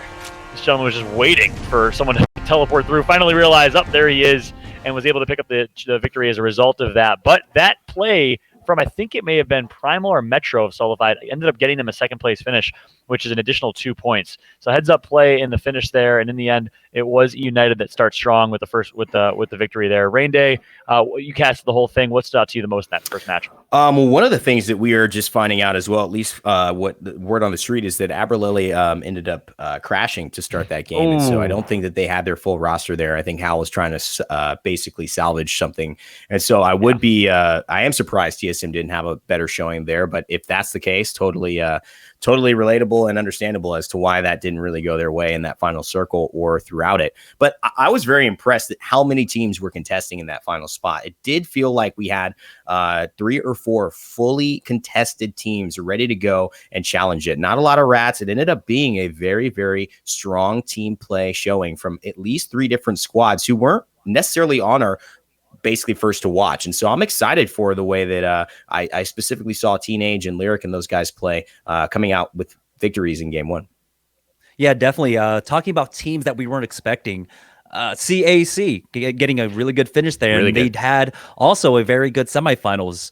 And at this point, Annie is just really racking bags back and forth through all these tournaments right now. She had a first place finish at Twitch Rivals with Retzi and Gom, did well during Code Red, and she's just raking in the prize money right now. But honestly, this is really great to see coming out from them, because they're a squad that formed last minute. Registrations open and they're like, hey, looking for team, and they came together. But they do have a lot of experience under their belts across them. Midnightson has been scrimming for a long time, so has Annie, and Lions Chris is probably the latest convert over to kind of scrim play, but they're bringing a lot of this experience together and they're making it work. Yeah, and that's the CIC squad. We see all get 4th place. And speaking of which, let's take a look at the standings and see where everyone else fared and what the result was. Third place total, thanks to their amount of kills that they were able to rack up. So CAC, despite getting 4th in placement, is 3rd place in standings right now. That's the team with Andy we were mentioning just moments ago, winner of Twitch Rivals, Solidified in 2nd, United in 1st. No surprise there. Straight Rippin' holding it down in 7th place. Aim Assist, a team, I believe, of all controller players holding it down in 6th place. TSM in 9th. Despite only having 2 members there, TSM's able to hold on tight with their rivals now is really Sniper Abusers here in North America, right behind them in 10th place. So any teams you guys are surprised you don't see on here? Maybe Team Liquid? Anything else? No, I mean, to me, this looks like a very standard game one. You know, not everybody. I mean, we looked at LG; they didn't really have the best game one either, and so I think we're going to see some teams start to warm up a little bit. RXX, I'm excited that they're there. They won, I think, one of their semifinal games. We had a chance to spectate Game 5, I believe, getting into this. Sarah Tricky, Zerpu, Rakanishu, and so every team is performing pretty well. This is a very even kind of set what we're seeing thus far. Excuse me, and so I'm excited how games 2 and 3 will play, especially if TSM has their full roster in game 2. Yeah, of course. Yeah, I think one thing I got to say as well is that compared to Europe, after game number 1 in North America, the kills are much more evenly spread as we take a look at the highlights now across the team. So whereas in Europe you already had kind of a very clear 1-2 out the break, establishing a gap after the first and second games, we're seeing a little bit less of that in North America, which just really sets us up for an even more exciting games 2 through 5, because it couldn't be more true. You know, that is a classic game 1, and anyone can still do, can win this tournament out of that game. There's nobody that's out just because of how evenly the kills are spread. As casters, we can only hope. Of course, as fans of Apex, we can only hope as well that we continue to have as great of matches that we've had so far. And again, as you see the end of the game here, all ultimately it was United who came out on top. And I want to say a quick thank you to everyone that's watching from home. This is a technical feat to be able to deliver a broadcast. We're using multiple RTMP servers to watch and cast. We're using multiple OBS stream sources. There's a variety of technology that's going into this. And again, a big thank you for everyone for hanging along with us and bearing with us, as there really is no industry standard for what we're doing. We're kind of creating the standard right now as we go. So thank you all so much for hanging with us and tuning in. And we're just glad to be able to deliver some great action and be able to cast over it, as opposed to not having every single player stream. And we get that beautiful new spectator mode as well. So we're excited, as it looks like game number 2 is just about ready to go here in a moment. We'll be kicking that off momentarily. Gentlemen, do you expect TSM to bounce back here? Anything else you're looking forward to here in game 2? Yeah, I mean, definitely the fact that they didn't have their third, having Abilene not there, is a huge contributing factor to not having the best performance there in game number 1. And like I said, they needed presence, and not having the third player there definitely does make a huge difference. And so I fully expect them to really come back, especially with a vengeance here. Let's not forget also that we've seen TSM, after having players crash out, come back and win online tournaments. This would not be the first time for them to do that. So certainly no time to count them out. But Fallout Jamerson, we're going to let you guys take this one away. Thank you so much, Rob. Appreciate that. Looks like game 2 is locked, loaded, and we are ready to go here with game number 2. Jamerson, about time, brother. We finally get to cast one. We got to be on the analyst desk together in Poland, and now we get to cast together. It's a long time coming, and I couldn't be more excited, buddy. Yeah, one of the things that we really didn't talk about is that because of the influx and the kind of renewed invigoration into competitive Apex right now, we're getting a lot of returning players. One of them particularly, we're on board with them. Right here, Prodigy Aces used to be part of the original squad of TSM when this game first launched. Within I believe the first month, TSM had signed their roster. It was Prodigy Aces, T-Hump, and Imperial Hal. Imperial Hal, the only carry over from that squad, but they were still one of the dominant teams back then. So it's great to see Prodigy Aces coming back, and especially with a really strong squad of formerly Liquid, Rogue, and formerly Misfits helping. Yep, that's exactly right. And solid squad to return with. You know, Prodigy Aces was one of the early players that really dominated Apex, and good to see the return of Prodigy Aces, as well as a variety of other players competing in this one yet again. It looks like they're going to drop over towards, I believe, the dome side of the map, or maybe Lava City is where they're at. Lava City, yep, sorry. Lava City right now, as you see where the early ring is going to pull towards. So again, it's going to be a southern ring. So TSM, who I believe went fragment again, yes they did. They're going to stick to their typical landing. Looks like they have all 3 members this time, as they're going to hope to hit a rotation here early. If they can get a beacon along the way with that Pathfinder, that put them in a good spot. TSM running the same meta we're used to seeing them run: Watson, Wraith, and Pathfinder. They opt for that meta, really for that Pathfinder passive, the ability to find out where that ring is going to be and early rotate. Yeah, it wouldn't be TSM if they didn't drop center map. They do dictate a lot of the games and how the lobbies play out. They're able to kind of dominate on where they want to drop and kind of have their pick of what they want. But having Fragment East is honestly so strong, because you do have that Pathfinder beacon right there on the destroyed diner. Yep. But you've also got the beacon just to the southeast that they can play around with. Now, taking a look at Rebels Esports, this is one team that I was talking about who have variable landing spots, and this time around, it looks like they went Epicenter, and they're going to rotate on over to Survey Camp here, and so this could be a good rotation for them. They've already got 2 blue armors. They're going to be able to pick up gold here. Looks like that's unfortunate. Just an anvil coming out from that gold. You'd like to see a little bit more out of the gold there, but they did get a Valky, not opting for the Valky instead. They're going to rotate over to Survey Camp, which looks like it was already looted. See if they can pick up any scraps here. Jumping on board with Sniper Abusers over on the southwest side of the map, as they're going to be hitting the rotation over towards Harvester right now.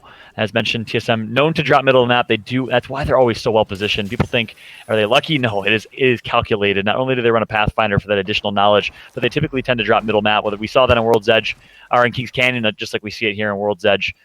Playing for positioning is key for that TSM squad. Currently on board with Sniper Abusers, who, by the way, in their semifinal dropped 16 kills one game. So that was probably one of the highest kills I've seen. They're going to get into some early action here. Yeah, and Snipe Down already has that gold armor, so even though he took a lot of damage there, and still he heals it back, BCJ cracking one is going to dissuade a lot of any kind of aggression coming their way, but I mean, it's Sniper Abusers right now trying to set the pace here, trying to get in on the tails of someone who is also trying to rotate in. As we can see right now on the minimap, they are reaching the borders of the second ring, and it's a very southern eastern one, which does include that tunnel that leads to the vaults here just outside of Lava City. Great call. A great shot, speaking of which, can be put in from BCJ across map there. He's going to crack one for at least 85 damage, and the hunt is going to continue as they want these early kills. And that's smart on their end. Recognize your resources and capitalize on that. Looks like they have one knocked. Were they able to get the kill? Yes, they were. BCJ picks up one, and they are absolutely hunting right now, Jamerson, and not done yet. Oh, they found someone inside the rotunda here, and so they might get sandwiched soon. If they're going to make a play, they need to make it now because they know that Sniper Abusers were right behind them. But yeah, Sniper Abusers, they got the information, right? They saw 3 white shields and go hunting for them. Absolutely great call. Almost like smelling blood for these Sharks right now as they're going to see white shields and look at their health. They recognize that from a resourcing perspective, they're in a great spot, but it looks like Team Liquid is right underneath them. Sniper Abusers on the corner there, so we thought that was Sniper Abusers playing ultra aggressive. Instead, a third team comes in the mix. Snipe Down picks up a kill on Thule, the top right of your screen. Hockey Beans goes down as well, so there it is. There they are. Sniper Abusers playing ultra aggressive. 3 kills picked up early, and now they're in a decent spot here. Center circle from the next ring with that early insight that they have. Yeah, they do have, of course, Team Liquid White right underneath them, the color ship right there. But we'll see. It looks like they're going to go ahead and rotate out from there. They don't want to try and fight for the rotunda. They don't really need to. They've got the kill points. And now, honestly, they could just try and play for late game, try to pick up whatever kill points they can. Again, Snipe Down with an energy weapon is one of the most terrifying things. That controller and aim assist is always helpful. Not very strong in Apex Legends relative to some other titles. And then Snipe Down has proved that multiple times in the past with a few videos on Twitter. Some of the best content on Twitter, by the way. But I love how they're playing this. They recognize that from a resourcing perspective, they have gold and 2 purple shields. That is an opportunity to fly. And as mentioned earlier, as soon as they see gray shields, this is a perfect chance to play aggressive and to get those 3 kills. So smart decision, way to recognize their resourcing. And now I believe United dropped Sorting Factory, and they got to be careful. I'm not sure if United stayed in this area, but they might have a red-hot United squad who came off of a 25-point game last game right below them. Not sure exactly where EU is. We'll keep an eye out for them. Yeah, holding the south side of Banana on the roof here, I mean, it's hard to commit to any location right now, and it looks like they do want to try and take this high ground location, go push for it. This is one of the great locations just because you do have a cliff to your back, and so if you can hold it down, you have a lot of natural geography to work with, and that's what I'm talking about, Snipe Down. Oh my goodness, Snipe Down connects for 160 damage with that Havoc in a matter of seconds. Can he save his teammate's life? Snipe Down connecting for even more damage. Every member on this lobby seems like they're in a world of hurt, and guess what? It's reps from TSM. Algalelli is down. Here comes the push from Hal. Great flank comes in from Hal, doing everything he can, but he needs to be careful for the third party. Hal staying alive, but barely, as his teammate Reps is getting tagged up right now as well. Some way, somehow, trying to sneak a revive. Looks like the Watson ult is there. Trophy system in effect, and TSM survives. Oh man, what a great call coming out also from Team Liquid White there, getting involved in that, going for the third party, poking away from that same rotunda that Sniper Abusers gave up. And so they get punished for that, not pushing that team out and trying to push aggressively onto here when you know that there's still a lot of teams alive and you're going to get poked from all different angles. Yeah, probably with the same exact zipline that they placed from earlier is how Team Liquid's able to rotate there. So I got to agree, it's early game right now, and you're towards center circle. Everyone's rotating early for position. I like the aggression early game from sniper abusers, but right there in that scenario, especially with the ability of TSM just to stay alive and survive and kind of turtle up with Watson ult in the trophy system, that's a perfect position just to stay alive, and other people are going to rotate through and flank. Tough fight right there for sniper abusers. I'm not sure if I agree with that, as ultimately the third parties are going to come through. Yeah, the worst part about that is that, yeah, they did get their 3 kill points, but they are not going to get any placement points here. And so they're just going to have to watch idly by while everyone else in the lobby are going to be able to rack those up right now on board with RXX here. Yeah, there we go. I like the name Rakanishi, but unfortunately, they need to recover his banner. We'll be able to get it. There are some chances to try and get this res, but I don't think they're in the position to do it right now. They're stuck in this valley. They're going to go ahead and back off. Exactly right. Resetting as they speak. We're going to switch off board with them and hop on board with the team fighting at the kind of fringe circle right here over towards Thermal Station. Looks like they're kind of camping between the choke point of Thermal Station and Tree. Really, really good spot. Obviously, one kind of common theme of World's Edge is a lot of choke points, a lot of opportunities to gatekeep if you would like to try and pick up some kills on rotations. Looks like they're doing a little bit of that as they're finally going to hit this rotation over to Tree, playing Edge of Circle, and they're in a really, really good position here in my eyes. Yeah, camping around here, especially at Tree, if it is left open, it's great because there's usually a Pathfinder beacon that you can use, and so they'll be able to get that information right now on board with CAC. They're all the way on the southern side of the map, playing over towards the satellite domes of Dome right now. This is a decent position because you're pretty much guaranteed that your back is clear, so they don't have to watch that. It's similar to that position that TSM were playing, where they just have a natural 180 clear to their back. Same thing's happening here because they've got, of course, that cliff to their back. Yeah, that's exactly right. And I don't know where this next ring is going to be. I'm not sure if we've seen it yet, Jamerson. I think this is the ring that we saw previewed earlier, so we don't know where this rotation is going to go. If it, of course, continues to follow suit, where do you think it's going to end up? I think it is going to continue to pull over to Dome proper. It is pulling pretty heavily to the south there. But again, there are so many points of interest that are really in this ring right now that it's hard to read the algorithm. Teams are just trying to basically hedge their bets. Hedge their bets, right? A safe position that allows you to rotate into whatever ring might transpire. And it looks like it is actually... still going down south to the northwest dome. Yep, well said. Of course, things are finally going to slow down here. Sniper Abusers out, team that's known to play pretty aggressive. And again, did pick up 16 kills in their semifinal. They're out. So now since then, you've seen a lot of posting up, hedging your bets, finding the best possible setup, leveraging Watson for fences, and hoping that you get the proper rotation, the proper ring. Teams recognizing where that ring's going to be. Of course, teams that do have Pathfinder, you have that slight advantage with Pathfinder's passive and the ability to leverage beacons. And here comes the rotation coming through from T-squared, straight ripping and go. Yeah, they've got that Pathfinder beacon information, so now they are making that rotate. And again, sticking to the south-hand side, where you can expect a lot less teams. So again, making these rotates with the path of least resistance is what they're going for. But now they're trying to make it into this dome. But it looks like it does actually pull a little bit further north, too. Yep. On board with Brood. We mentioned it earlier. Brood and T-squared holding it down for the 30-plus club and really making a statement, proving that you don't have to be in your early 20s to compete at a high level in esports. And, talk about Brood's career and what he's done so far in Apex. Back-to-back finishes, competed in Twitch Rivals as well. Back-to-back consistent online qualifier placements in top 20. We'll see if he can make it even further than top 20 today, as Straight Ribbon's currently sitting in 7th place in the standings, I believe.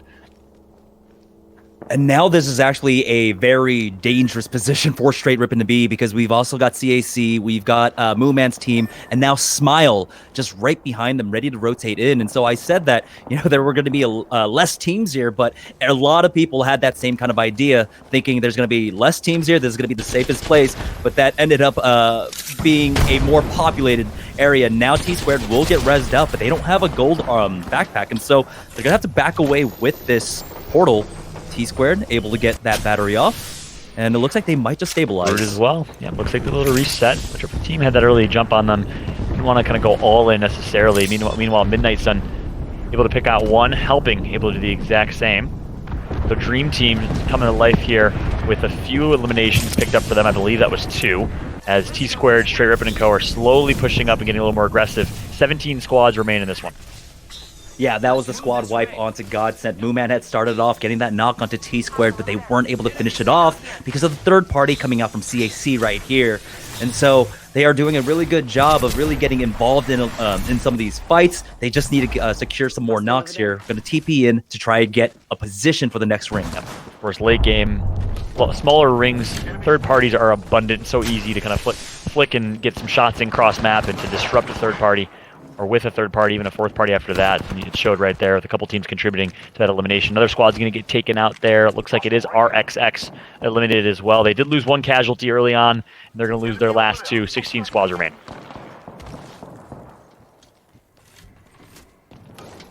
Now, this was the position that Sniper Abusers actually had and gave up.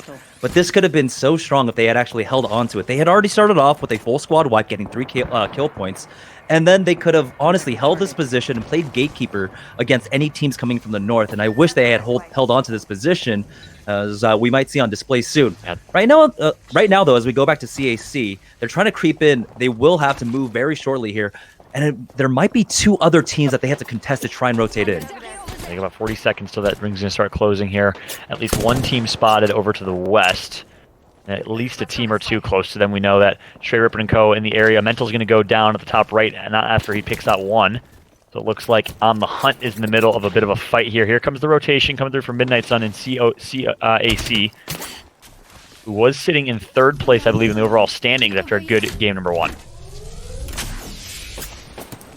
Yeah, it looks like they'll be able to use the geography to squeak on in, but unfortunately this position isn't.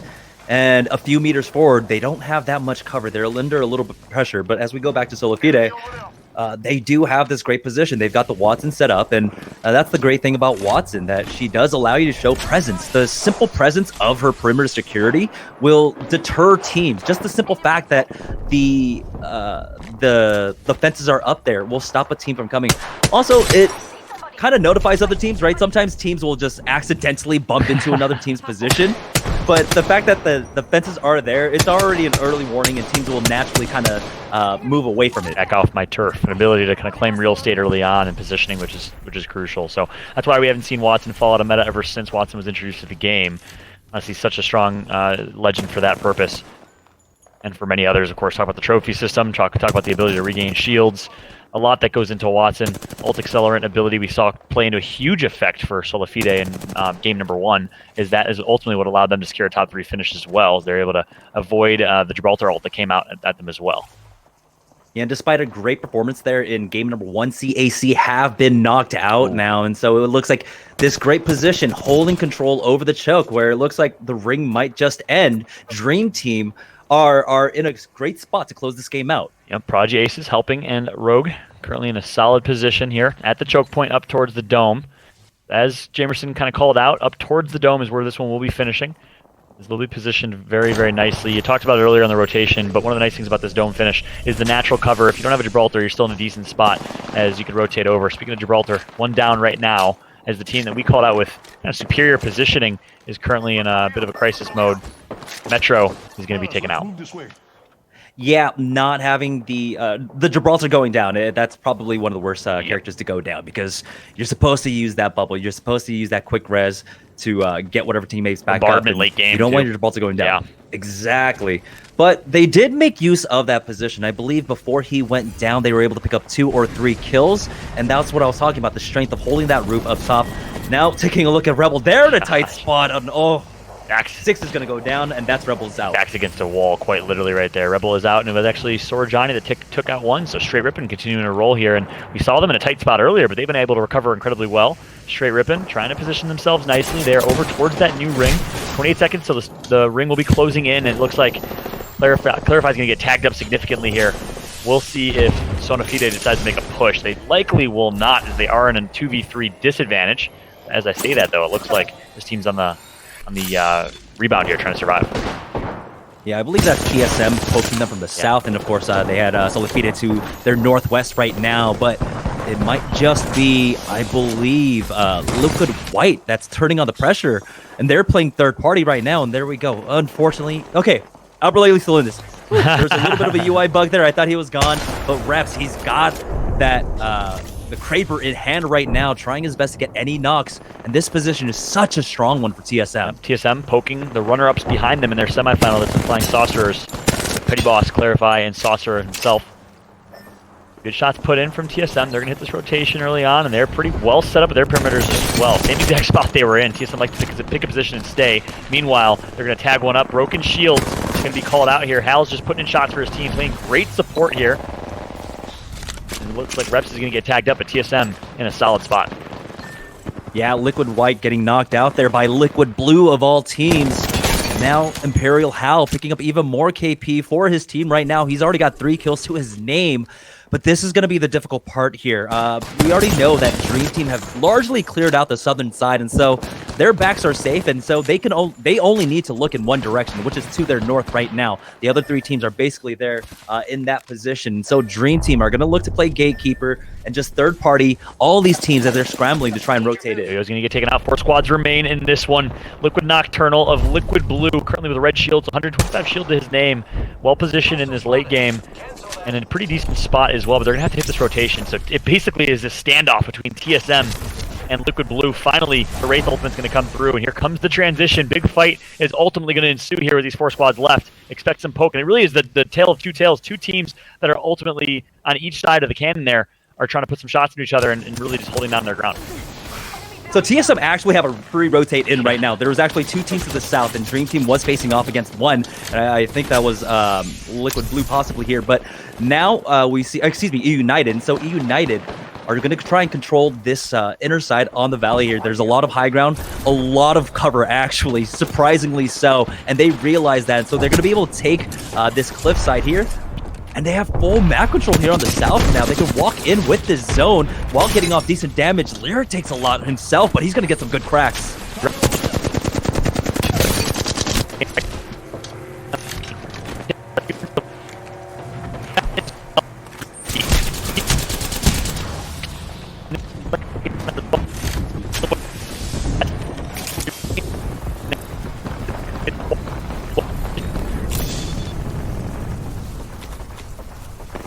Now TSM are racking in so many kill points right now. Hal getting the better of Nocturnal will finish him off, and it looks like TSM just need to clean up this lobby.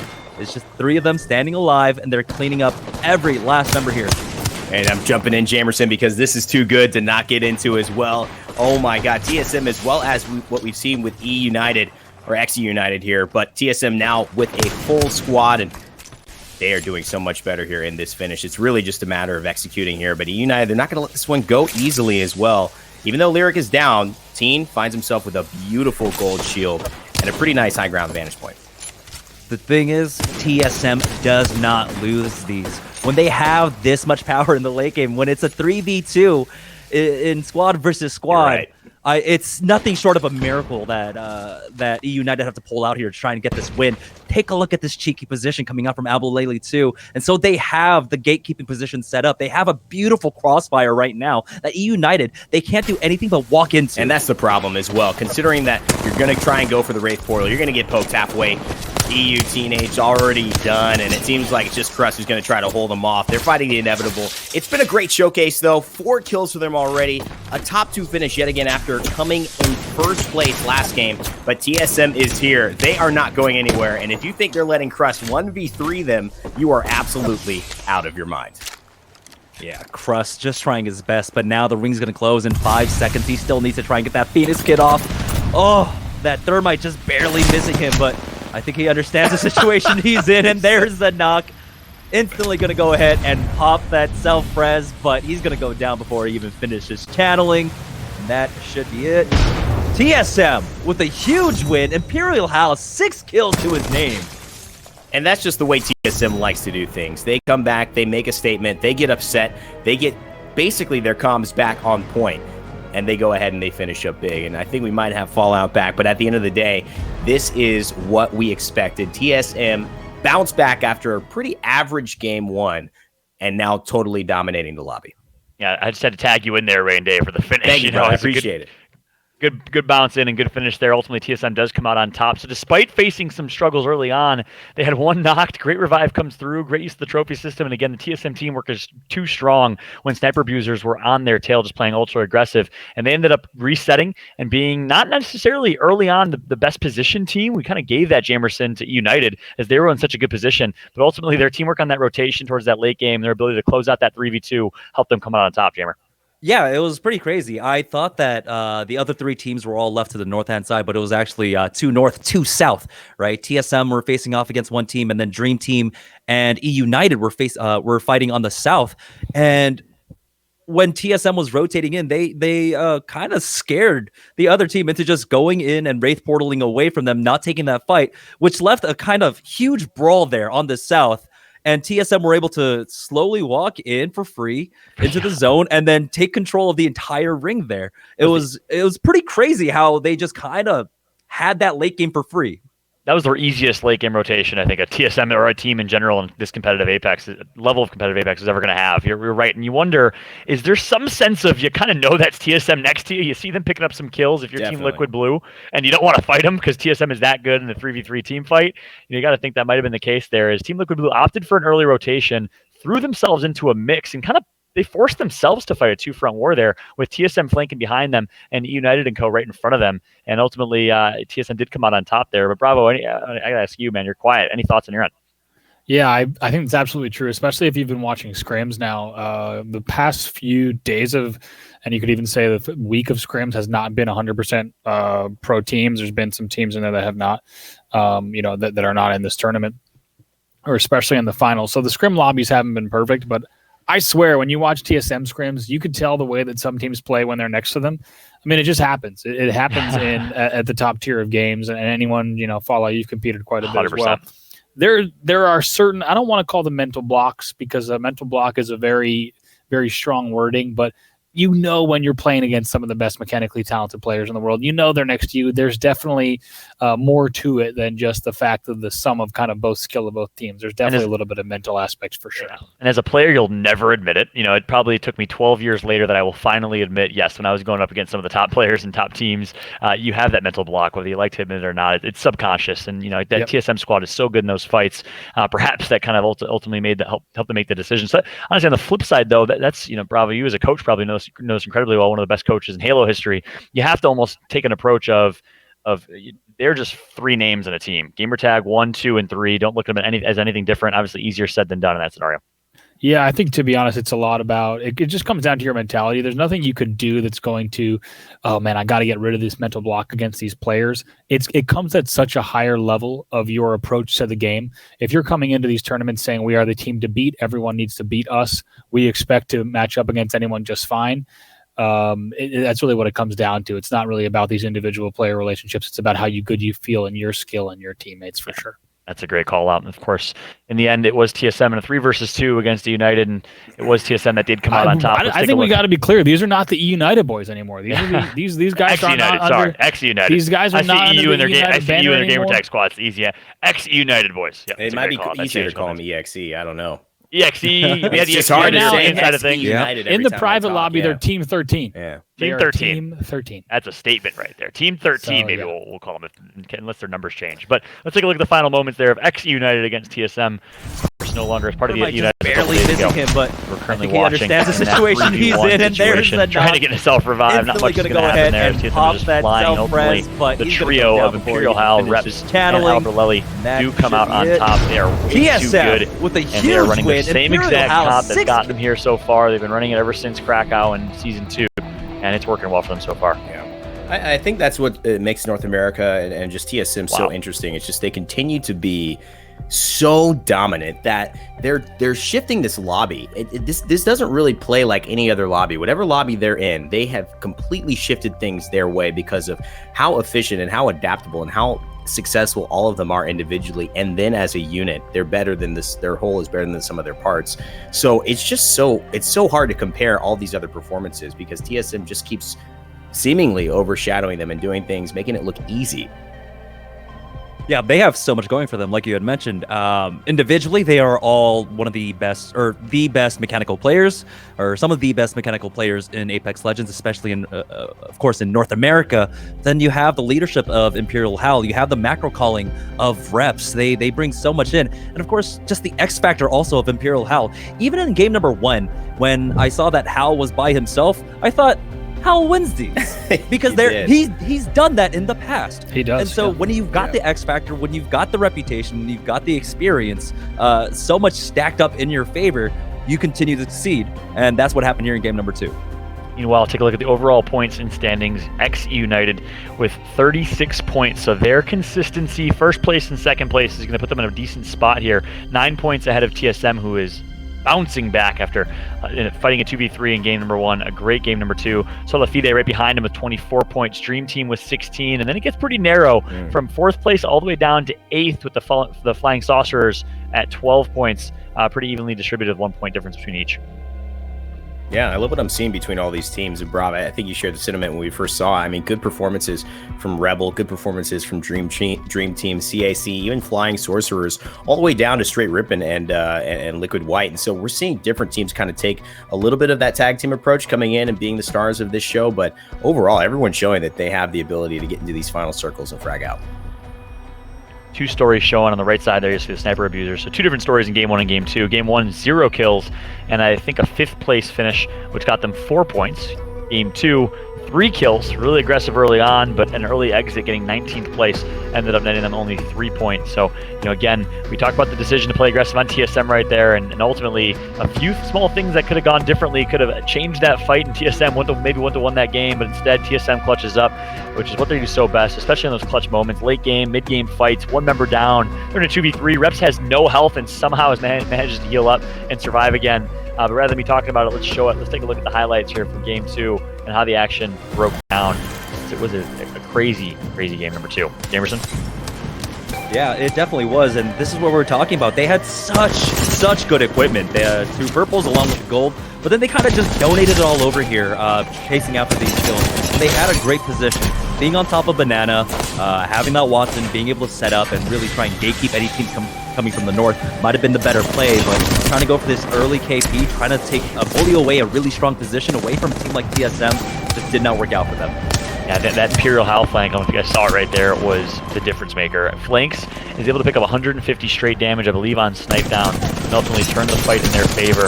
Meanwhile, we had Petty Boss and Co., the Flying Saucerers, who are currently sitting, I think, in a top 6, top 7 placement overall in the standings.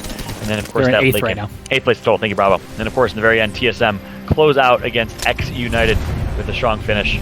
Self-revive didn't really matter too much. Yeah, for anyone wondering why their R99 doesn't shoot in a straight line in-game the way that Hal's does, it's just because this is something only Hal is doing, or these players at this level. Trust me, it's supposed to have recoil on it, but these guys are using it like an R301, like a freaking a sniper at this point. Might as well be hit scan. These guys are keeping this thing so accurate. It's really nuts to watch.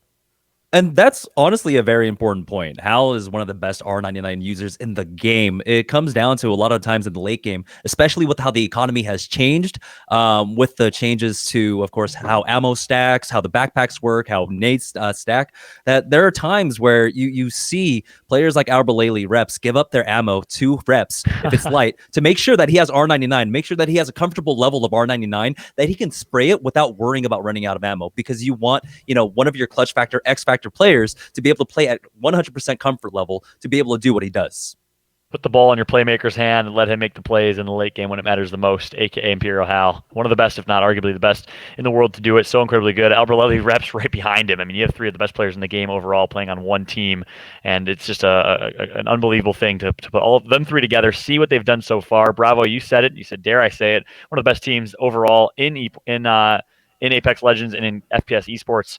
Of course, if you want to keep up with the rest of Apex Legends esports, you can follow at playapex.com/ALGS for all things competitive Apex Legends. You can see the brackets for each and every Battlefied tournament and online tournament and a variety of more. And of course, follow on Twitter at PlayApex, on Facebook, Instagram, on Twitter as well. Thank you all so much for hanging out with us. We're 2 games in for our North American final, 3 more to go.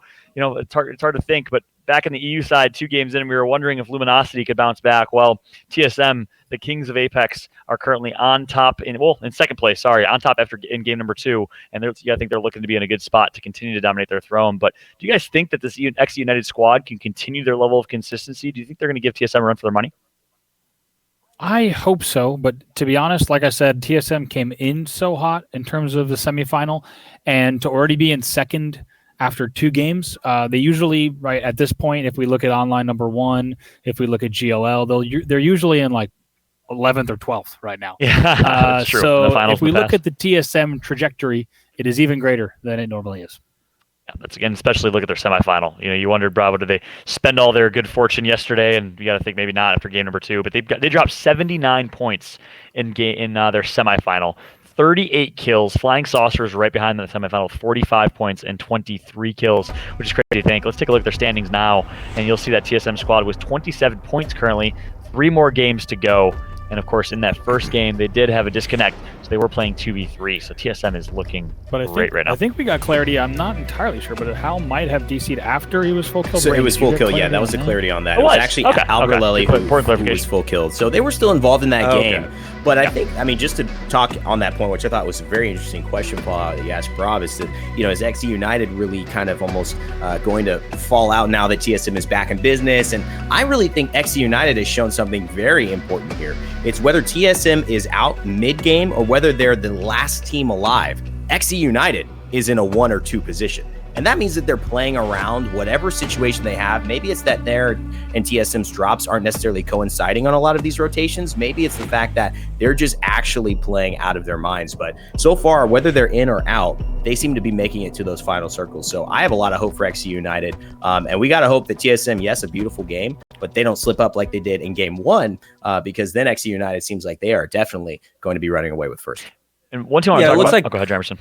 It looks like there's like 2 different styles, right? TSM knows center circle. They know exactly where the 6th ring is going to be. And you saw that early on, before the 2nd ring even started closing, they were basically already at the end game. E United, though, had to go for a more roundabout kind of edge guarding or edge holding pattern where they were rotating through the south side and making sure they were hugging the ring, and they ended up getting into that fight with Dream Team. And so it's more about rotating to stay away from teams instead of trying to find a position and bully people away from a position. And one last team I got to give some respect to is formerly PTM, currently playing as Solafide, as a squad that's honestly right behind TSM, only 3 points behind Pride Turns and Metro Primal. Of course, Pride and Turns coming from Austin, Texas, Metro from Orlando, Florida. And Metro is a former football player. He actually had a scholarship to go play football in college before having a pretty significant injury that now kind of turned him to competitive gaming, and he just loves to compete. He's doing it right now. So a great story in Metro Primal and the Solafide squad, and they're looking great as well, currently sitting in 3rd place with 24 points, just 3 points behind TSM. Yeah, they're impressive to me. 2 good games here as well, and they were well positioned. Jamerson, you called out they're in one of the better spots there in game 2. Unfortunately, I think it was Metro actually who got taken out, leaving them in the 2 versus 3. So they weren't able to end up in a good spot. But game number 1, they ended up second or 3rd. Game 2, they picked up a few kills that were crucial and very, very helpful. So now they're in a decent spot here in 3rd place. And you got to talk about the team that's also performing. It looks like game number 3 is live and ready to go. And to call the action, we got Bravo and Rain Day. Gentlemen, take it away. All right, thanks so much, Paul and Jamerson. We'll join you guys, of course, again soon, but for now, we're checking out game number 3. We are going south to north on this drop, and I gotta wonder if Fallout's making a big international bet that it's pronounced Solafide. Solafide. I think their name is Solified. Yeah, I mean, I'm pretty sure I said their Solified. name is Solified. Jamerson said Solafide, all right? I just gotta chime in here. But Fallout is in our ears saying that Jamerson is the one that called them Solafide. Yes. So really, you just came back from Buenos Aires. I think you could play with that. I took 8 years of Spanish, so I could roll with it if it's the truth. But I'm gonna go Solified. I'm gonna go Solified as well. In North America, this is the Solified squad. In Europe, you would have me fooled, because I say, man, pronouncing European names as a North American, that is I have my challenges there. That's half the broadcast power right there. Anything else is secondary. But so far, a pretty decent start, at least for Rakanishu on the Watson. I mean, you don't get mad finding a Ranger and a Longbow early game, but the Mozambique gonna have to. Sorry, buddy, but you're gonna have to trade that one out. He's gonna look for a secondary as well. That's going to be a fast swap here, certainly, without a doubt. The RXX side. Keep in mind, RXX is the team that came into this first place in their semifinal, outplacing XE United, Straight Rippin', as well as Solified Black. But now, if you look at RXX on the board, they're all the way down in 16th. Keep in mind, they were okay after the first game. Now, not looking too great in 16th. They're going to need a pretty big performance here, but we're also looking at TSM, who, of course, they're on their normal drop at Fragment East, and they're off to a great start. They're also going to get that early beacon as well, so they'll have a lot of intent. That's a fun drop, and I mean, you just got a lot of loot potential. You've got a lot of potential third parties. No one really knowing that you drop there in this lobby is going to try to contest you because they don't want to take a fight with such a premier team, and also it just means that you're going to get a little bit more leeway where maybe another team who maybe people felt confident pushing would have a hard time and potentially be getting 50-50 quite a bit in those types of situations. But now we're taking a look at the second place squad. Actually, currently the first place squad, XE United, rotating for some loot right outside of Sorting Factory. And now we're back with Solafide. Solified, I'm sorry. Oh, gosh. Now I feel like I just want to say it because it sounds fun. I know. Now it's probably, now I knew it. I knew that was gonna be Vamos, the case. But here, Solafide. keep in mind, we also do have two Solified squads here. That's Of true. course, we got Solified Black, and there now you're looking at Solified on screen. Pride, Metro Turns, names that we've certainly been following, especially Pride. We saw him also coming in at several tournaments so far, so we're going to keep up with them throughout this. Of course, also got to mention, between 4th and 8th place, it's only a 4-point difference. Dream Team in 4th has 16 points. Flying Saucer is in 8th with 12. So if you look at right now, we're essentially in the standings, if you're just joining us, into two different batches. Really, that top three. You could even say that XE United team is far and away ahead of the 9-point lead, but TSM and Solified, they're only separated by 3, and then your next batch is Dream Team all the way through Flying Saucer is only separated by 4. That's your top 8 essentially in 2 separate buckets right now. So really tight up top here in North America. And now towards that southern edge of Harvester, which has been a rather unpopular landing place despite it being new and central in this new Fragment City, capital city adjustment right towards the southern side of that. It's still a place where people, I think, are a little bit hesitant to commit to, and circles there aren't necessarily the easiest to manage. A lot of high ground, low ground that is very hard to go from one to the other due to the length of those buildings. But here we go, TSM in the middle of a skirmish, and they're going to try to get out. Quick zip line as well for the squad to bank out of there. Yeah, nice zip from Aberlily to get them up into the rain tunnel. They're going to have a chance to heal up here.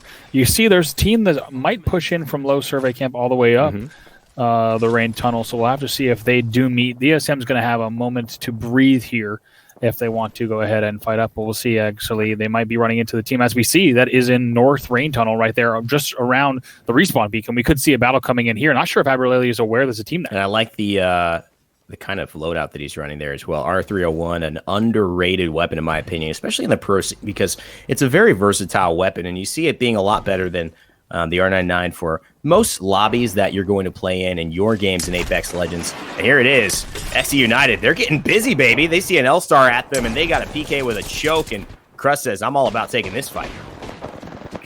Wasting no time is Crust. He's going to go up top where there's no fences, just fly right down in. Like you said, choke the PK out. They're going to get that first one. Looks like the Gibby will go down as well. And they're going to now look for that third one as well, see if they can get it out. But actually, it's going to be Lyric instead who goes down to Khaki Beans. So now, and that should, of course, be it. They'll get Khaki Beans, and Crust will be back in, Lyric will be back in the action in no time. Now another battle still going on, and we jump back on board with TSM, who has actually exited the tunnel. They've gone west through there. Oh, no. Avoided any battle around the beacon, and now they've set up here into the northeastern side of Skyhook. I think that's XE United out. I think they just got third-partied. I saw Teen and Crust go down, and I believe that it was Lyric that was thirsty. Correct me if I'm wrong, but I think that they just went down, and that would be a huge shift to the lobby if the leading team at that point just got third party after getting very aggressive in their early rounds right underneath Mirage Voyage. So quite an interesting tale if that is truly how it unfolded. Absolutely great eye there, Rain. We'll wait for the final call from OBS as well as the other casters to see exactly if they did catch that either in feed or on one of our OBS POVs as we go back on board with Sorcerers taking a look, as we said, they're in 8th place and 12th, but once again, only out of the top 4 by 4 points. So still so much to play for here in North America. Folks, if you're just joining us here, this is the Apex Legends Global Series Online, bringing you today's broadcast completely remote. Every single member of the production staff, of course, casters also and players, playing from the comforts of their home due to global circumstances. It's a pretty trying time, but it's incredible that we get to still watch ALGS action here with a pretty solid cash prize as well here on this Monday evening. Thank you so much for tuning in with us here as we cap off the North American side of the tournament. Yeah, it's actually so true. Just a beautiful, beautiful prize here and a ton of competition as a result of it. And Rebel. Ton of compositions, too. Yeah, a ton of compositions. You're right. We saw a little more variety, I think, over on the European side as we expected. But I think there's still been a ton of great compositions as far as individual players succeeding in this tournament that maybe we didn't give enough credence to start out. A lot of great teams really making moments for themselves here as Moni starts off with the R99, not working with any extended mag, but he's still going to get the job done with a nice hipfire slide. And so he's now lost both his teammates. He's going to have to try to make this happen. Going to have to go for a miracle here. Tries to isolate the battle with the Wraith and see if he can witness when he knows there's a Gibby in the back as well. Going to be able to get the crack, and yes, indeed gets that. And now I'm thinking he got them both down, if I'm not mistaken. Yes, he's going to go for Fast Revive as well, and they are going to be back in this. And quite a set of plays, way to isolate there. Needs to try to stay out, gets the grapple out, and is able to live to fight again. But no, runs into another opponent. Finally will go down. I believe that's going to be the team out, and that's going to be Solified Black, who will exit, yes, indeed. And now, straight ripping on your screen, this team right now in 10th place with 7, and they are once again just as much part of the conversation of the top 4. They're only they're only down, as we look at, essentially, that top 4, only down by 9 points here. Still so much Apex to play. And they absolutely just took advantage of another fight, which could just be the tail here. XC United potentially going down, I believe, in early rounds because of a third party, and now a beautiful play from Solified Black, who are trying to get some energy. Moni with a nice 3K, and then all of a sudden, during the revive, Gibraltar Shield runs out, and boom, he gets thirded by Sword Johnny and the boys of Straight Rippin', and so really interesting kind of developments here, but TSM still alive and well, and checking in again with that team who just got the latest kills. Brood, Sword Johnny, and T-Squared. Some guys that we're all pretty familiar with. Absolutely. And now this is actually the first time, I think, really in competitive play, Rain, that we're seeing Survey Camp showcased this heavily in terms of teams Watsoning up and getting set up here in this area. Survey Camp, this part of the map, players who played prior to Season 4 will remember, really just a area that you traversed Rain Tunnel all the way down into parts of Epicenter. Not a lot of action going on there. There's a few crates down a single central trench. That was really it. But now we're seeing teams actually start to set up on Survey Camp here for the first time in competitive play. But now back over to the Flying Sorcerers as they make their way through the Skyhook Pass. Sorcerer as well with a beautiful gold shield. They seem pretty geared up, and that seems pretty consistent for how they've been rotating. But now you're going to see a couple of engagements here as these bigger plays start to go. He realizes this is not what I want. He's going to go into the void, but that's 35 seconds down. Teams know it. They're going to try to push. He doesn't want to start that Phoenix kit in any dangerous position, so they're just going to watch them fence up, set out those proximity fences, and then boom, let everybody heal up and push when they are ready. And this is tough here for the Ziploc bags. They came in with the 10th seed from semifinal number B. And number B. It's getting late, Rain. It is getting late. Semifinal B, excuse me, they are number 14 on the leaderboard. However, they are in a 5-way tie, if I'm not mistaken, for 10th. Straight Rippin', Get Better, Sniper Abusers, Aim Assist, and Ziploc bags all have 7 points, tied for 10th right now. So if the middle of the lobby wasn't tight enough for you, now take a look at that bottom all the way down to 14th, essentially 15th, all have 7 or 6 points on the board after 2 games. So once again, really an even distribution of points all the way between 4th and 15th, and still so much yet to play this evening here in the ALGS Online number 2. Ooh, Annie taking a couple of shots there as well. You could assume that was the team from Tunnel we saw just have to back off quite a little bit because of the earlier poke, but High Ground should give them at least a bit of time and a safe approach. Zip line ready? No, Lion's Crest used it to get up there, and so they are in a bit of a precarious spot, but they will be able to hold this edge, wait out some cooldowns as well, most likely get a zip back in time. to make their next rotation, but these teams have opted to play the edge. And look at this. Gobble just underneath a lot of action, trying to rat his way out with a scout and a havoc. I think best chances here, Brav, on this next rotation is to just try to pick somebody off before he gets caught himself, since he's the only player alive. Absolutely. I mean, especially with 16 squads left, it's the same thing if he rats all the way to a few placings versus a kill right now. Is essentially the same amount of points on the board. So I absolutely agree with you.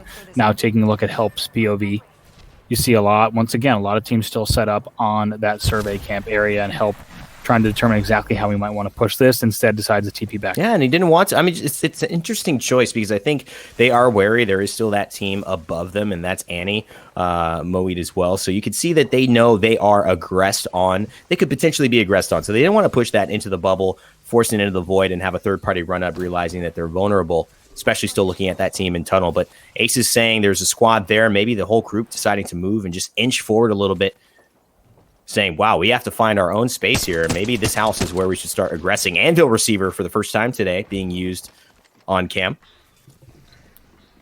And here's the question. If the Dream Team here, Help, Rogue, and Prodigy Aces are going to make that push on that building, certainly have an opportunity to do so, but right now instead going to also make sure that they know exactly where other opponents might be coming in from as well. Things are going to start to get even busier here around this station as we look at kind of the Skyhook Pass south as well as into these two tunnels.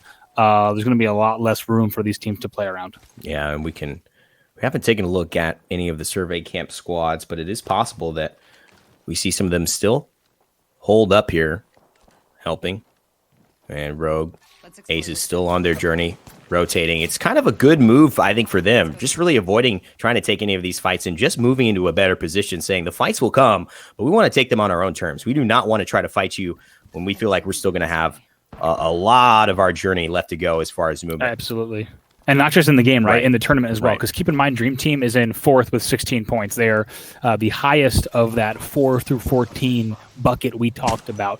A lot to play here for them. This could be a major turning point. They need to make sure they keep getting points on the board. An early exit here would be pretty disastrous because of how close the rest of the lobby is to them in terms of points. Yeah, and when you look at it, I think too, it's like just getting ahead of those teams. They say, well, now you kind of got to pass through us. We can defend this. You're going to have to push through us. We've limited the angles we can get attacked from.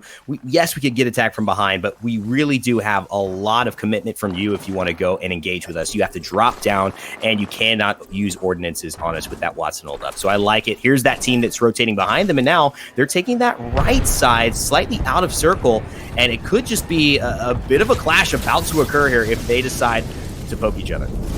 Yep, this is CAC here. Lion's Crest, Annie, and Midnight Sun. With some really good positioning now, essentially here in the low ground. However, lots of opportunities to engage, disengage, and maybe even fence up just a bit. They're in an okay spot, even though elevation-wise, you might not guess that. Yeah, and you can see now, because of the positioning that Dream Team has done, they've actually put themselves in a better spot than I believe CAC, because they could push CAC. CAC has really nowhere to run at this point. You can see their high ground goes all the way into where Dream Team, Aces, Rogue, and Help were, and I don't know who they are fighting against at this point, but they are forcing a pretty big equation here as far as the fight, and Annie now already so low, she's going to have to retreat. Yeah, but the newcomer survey camp going to get a whole bunch of attention here in this game because we are pulling even further towards the survey camp buildings, away from Epicenter, away from Fragment West. We are going straight onto survey camp proper as now we see Annie, Lion's Crest, and Midnight Sun getting in a whole lot of trouble. Like you said, Rain, not a lot of room for them to play with, and it's going to be Midnight Sun who has to retreat to try to get some heals off and try to keep them in this game. Annie has been full killed.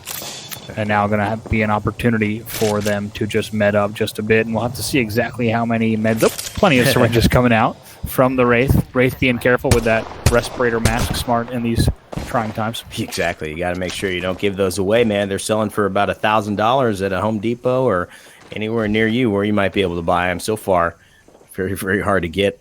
Second only to toilet paper in this type of economy right now. So we're all trying to find our ways around it, hygiene included. But these guys are more around survival, which luckily toilet paper is not a part of. If you find yourself with 100,000 rolls, maybe just give some to a friend.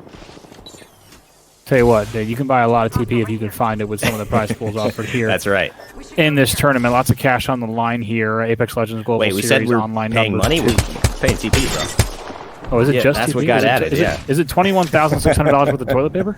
So That might be the first place prize. that might be worth more than dollars at this point. I gotta say. It's true. Actually, the conversion's off the charts, actually, is what I believe. But now back to the action here. We're looking at Cubs Mooman as well as Hierarchy. 13 squads left in this 38 players total. As once again, we said things are pulling further and further north into those survey camp buildings. And this is really survey camp's competitive debut in terms of official ALGS play.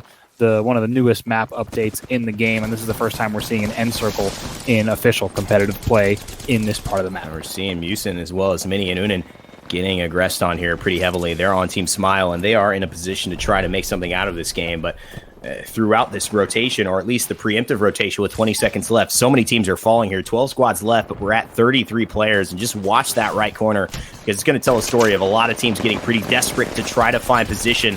Throws the Arc Star here on the side of Vex as well. Gets hit by the Watson fence, but it's worth it because they've got to take the spot and try to pick up these kills as teams are rotating and see if they can get some KP. Absolutely, and we did just see players on Sniper Abusers going down as well. That might be the end for them. BCJ, I believe, still the only player up on that. We're going to keep an eye on that as well. But no, it looks like Musin Flower also going to go down, and now Sorcerers finding themselves in some trouble as well. 10 squads now. Yeah, and Sokol doing a great job of poking and pressuring, but they don't realize he doesn't have a med kit, so he cannot last this fight very long. He's working with about 90 health to his name with a full blue, and look at the Havoc, the worst weapon you want to fight right now, just because it hits so hard. 18 damage per bullet, 36 for a headshot, and just so quick when it comes out, thanks to the buffs in Season 4. Taking away the turbocharger, but actually increasing the overall firing rate and the DPS of this weapon. You have an only one, looks like, no, that is, a med kit in the hands of Soko, so he will be able to get that med kit off. Also decided to get better on your screen, just trying to stay alive med kit here for Bon as well. They're ult in a decent spot here behind this rock. They're going to have some good sight lines and some good timing. They're going to be forced in about 30 seconds, but for right now, they can afford to engage and poke just a bit. Yeah, this is close because you just hit Flesh. If they can get one more wingman shot, see, they force the Gibraltar bubble. That's their last chance here for another 35. But if they can get Flesh, I believe they would go ahead, push, try to knock before this 15 seconds. But it seems like they're just going to let that pass, try to catch him on the rotation, and set up the Wraith portal here. But they've got to go through some fences. Almost gets ripped. Half his shield is gone. He's got to give this up right now. He might just have to. No other team shooting at him yet, and now it begins. This is a risky portal, and he's just going to sit here. And he's going to have to because the team is going to be forced there. He's going to sit there, try to get the full heal. Bond goes down, though. Take a look. It's actually Reps from TSM that actually gets that first knock. So Bond making a Hail Mary TP there. Also gets the Q forced. But now taking a look at Flying Sorcerers, they're looking good in terms of armor and height as well. Going to have some opportunities to engage and disengage from here. Pretty good angle for them. And look at that. It's help. It's Rogue. It's Aces. We talked about their rotation, putting them in a better spot to pick players off and not get caught out in these third-party fights. And they clean up Bond, who was unable to get back alive and get revived there by his teammates, as TSM did get some of the downs there. Rakanishu, that's the #1 team. RXX going down by TSM, and Rogue picking up Clara. And look at this, Sorcerer with the Mastiff. No one is going to push this, at least for now. They know just hearing the sound of that weapon, it's too much to risk. Absolutely. Now, I believe that's Straight Rippin' that's right in the building right next to them, or in one of these other interiors. And I think that's the team that you're going to see poking right now. And Sorcerer tries to stay alive. It's all up to Clarify. See if he can make something happen here, hiding behind both shields as well, able to get the med kit off. Still has a blue as well. Does he go for a risky revive here right now? Needs to be careful. And he's just trying to hide. I mean, they know somebody else is there. They're going to use a thermite, and this is just tough. I'm so surprised that they dropped down. I think they were just worried about the pressure from the western side across them. But staying on that roof with the Gibraltar shield and the Mastiff, I feel like no one would have been able to push you up there or risk it, at least with the climb. But now it's 5 squads left. That's Reps finishing them off as well. But Rogue actually found Reps. Yep, TSM's going to be the one that ends up picking up those kills in the end. As we also take a look here at, once again, Ace's help and Rogue. This is the dream team here, one of our last 5 squads. And Rogue's actually with some good shots on Reps there. Here's Straight Rippin', as I was talking about, huddled up inside once again on double purples and a gold. And right now an R9 and Peacekeeper for squared. Yep. And they're going to continue to poke just a bit, but try to play this on the long game. As a reminder, Straight Rippin', I believe, in 10th place right now. Let me go ahead and double check that. Yes, indeed. They're in 10th, once again, tied in a 5-way tie for 10th. This Game 3 is big for so many teams in the lobby. Well, at this point, you could see it, man. TSM have to get potentially a little aggressive or tricky because they lost their Watson ult. So all these bombardments, they cannot defend against. They're going to have to fight into it, and Hal makes the first commitment. Albrelelli, my man, giving me the great anime Rex, not going to make the anime revival there, and so his story will end a little bit short in the shonen, but I believe that this is still a good performance by TSM, staying high enough in the points to stay contesting first place. Yeah, they're going to go ahead and drop out at the 5th spot, as you just saw. Eva 8 here out for turns, trying to make something happen, is forced back inside the trailer, though, so desperately needs to heal up. Metro and Pride going to cover for him momentarily. The Solified squad able to pick up a few extra kills here, and that's going to be Brood that is the first to go down on Straight Rippin'. So now taking a look at Pride as well. Now here's once again the Dream Team up top. They still do have that height. And this is the thing that has won the game. We saw that rotation, which sometimes we don't normally see, but their immediate rotation, their lack of taking fights for when it matters most, saving all of their effort and their energy to get this position is what could be the determining factor to put them in that second, first, maybe third place at the end of this lobby. 3 squads left. Solified finds T-Squared and Brood. And so this looks like it could be helping. And Aces and Rograt on Dream Team setting up for their first win. Yep, Dream Team versus Solified. We'll have to see if one of them might be a solo. Yes, indeed, that's what it is. It's going to be Dream Team versus Solified here. And now a Dream Team does make their push up. We'll see if they can pick up this. 2 players go down, 1 from each side there momentarily. Ace desperately looking for some kind of swap. Gets the gold out of the swap and now comes around for the Gibby, able to get that knock. And now wondering what might be around the corner here. Also going to pop this battery. Maybe gets it off. Yes, Fast Bat does go off. Is it going to win in the game? No! Will go down, and that's going to be Aces, I believe, who picks up that extra kill there on the other side, and I think it's going to be a Solified win up top. I think it is on the extra side, a little Solified with the W. We're going to have to be corrected if we're wrong. An amazing performance by Dream Team there, but I believe that was Straight Rippin' who had already gone down. It was a 2v2 as far as squads, and an unbelievable turnaround there. You thought that, you know, Dream Team had that with a beautiful armor swap, and I think just a hesitation on where the Watson was hiding, Brav, was really all that was needed for Solified to make that big adjustment and take the big win. And it was them 8 kills to their name. Huge PK shot to really turn the tide back in their favor. Listen, gentlemen, we were just trying to give them a little spice with the Sola Fide, all right? We're giving some love going into that one as they came out huge in game number 3. We called them out. We talked about them going big, and they certainly delivered with 8 kills picked up and a first-place finish. That's going to put them with a 20-point game. That is massive. But keep in mind, TSM was not too far behind them, as TSM did get 5th place and a few kills as well. So it's going to be pretty close between these 2 teams. I think that will be enough to put Solified ahead of TSM. Great finish, but ultimately you got to also say Dream Team with a great finish as well, and a lot of kills picked up. 11 kills and a 2nd place finish for Dream Team. Yeah, great stuff from them. Within the top 5, by the way, Rogue 2,083 damage. He's the only player to get 2,000 damage. I mean, that's nuts. If you look at even the team in 3rd, no one even hit 1,000 damage. That tells you how much Rogue did in that game. Pretty incredible. Also got to talk about the XE United roster. The artist now known as Team 13. They all the way down in 19th. So Rain called it perfectly when he caught that in the feed. That's a big early exit for them. It puts a lot of pressure on them for games 4 and 5. Yep, the team that was sitting really, really consistently in first place finish with well ahead of everyone else. Still going to be sitting overall in the standings in a good spot, but really they're going to have to control their own fate here with a strong game 4 and game 5 finish, which sets us up for some great stories.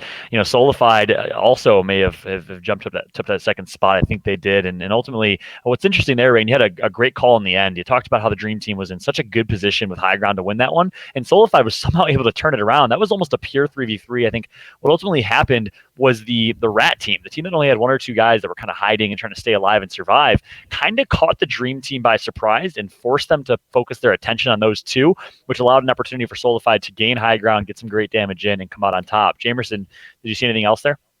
No, honestly, this was one of those rings that a lot of people weren't expecting. When we saw that hard pull to the north, we were seeing teams rotating on over to try and take control of that Skyhook train tunnel and gain position there. We even saw during the middle of the match, of course, I believe it was like Rebels taking on, I can't quite remember who, but over at that train respawn beacon, a lot of people were expecting it to pull a bit further north, and I think they were caught off guard. But the teams that did have that those positions over at Survey Camp were definitely well served. I think one of the turning points for this match was, that knock coming out from Dream Team, taking out reps early on and making sure that they're only able to finish off 5th was a huge help to the rest of the lobby, kind of stem the tide that is TSM. And I mean, the fact that sorry to cut you off, but just the fact that reps was Watson too, because they just could not defend against the late game bombardments that were coming out from every single team. They said, we have to risk this. We cannot hold any ground here now that the circle's moving. So it just was kind of a lucky finish too for them.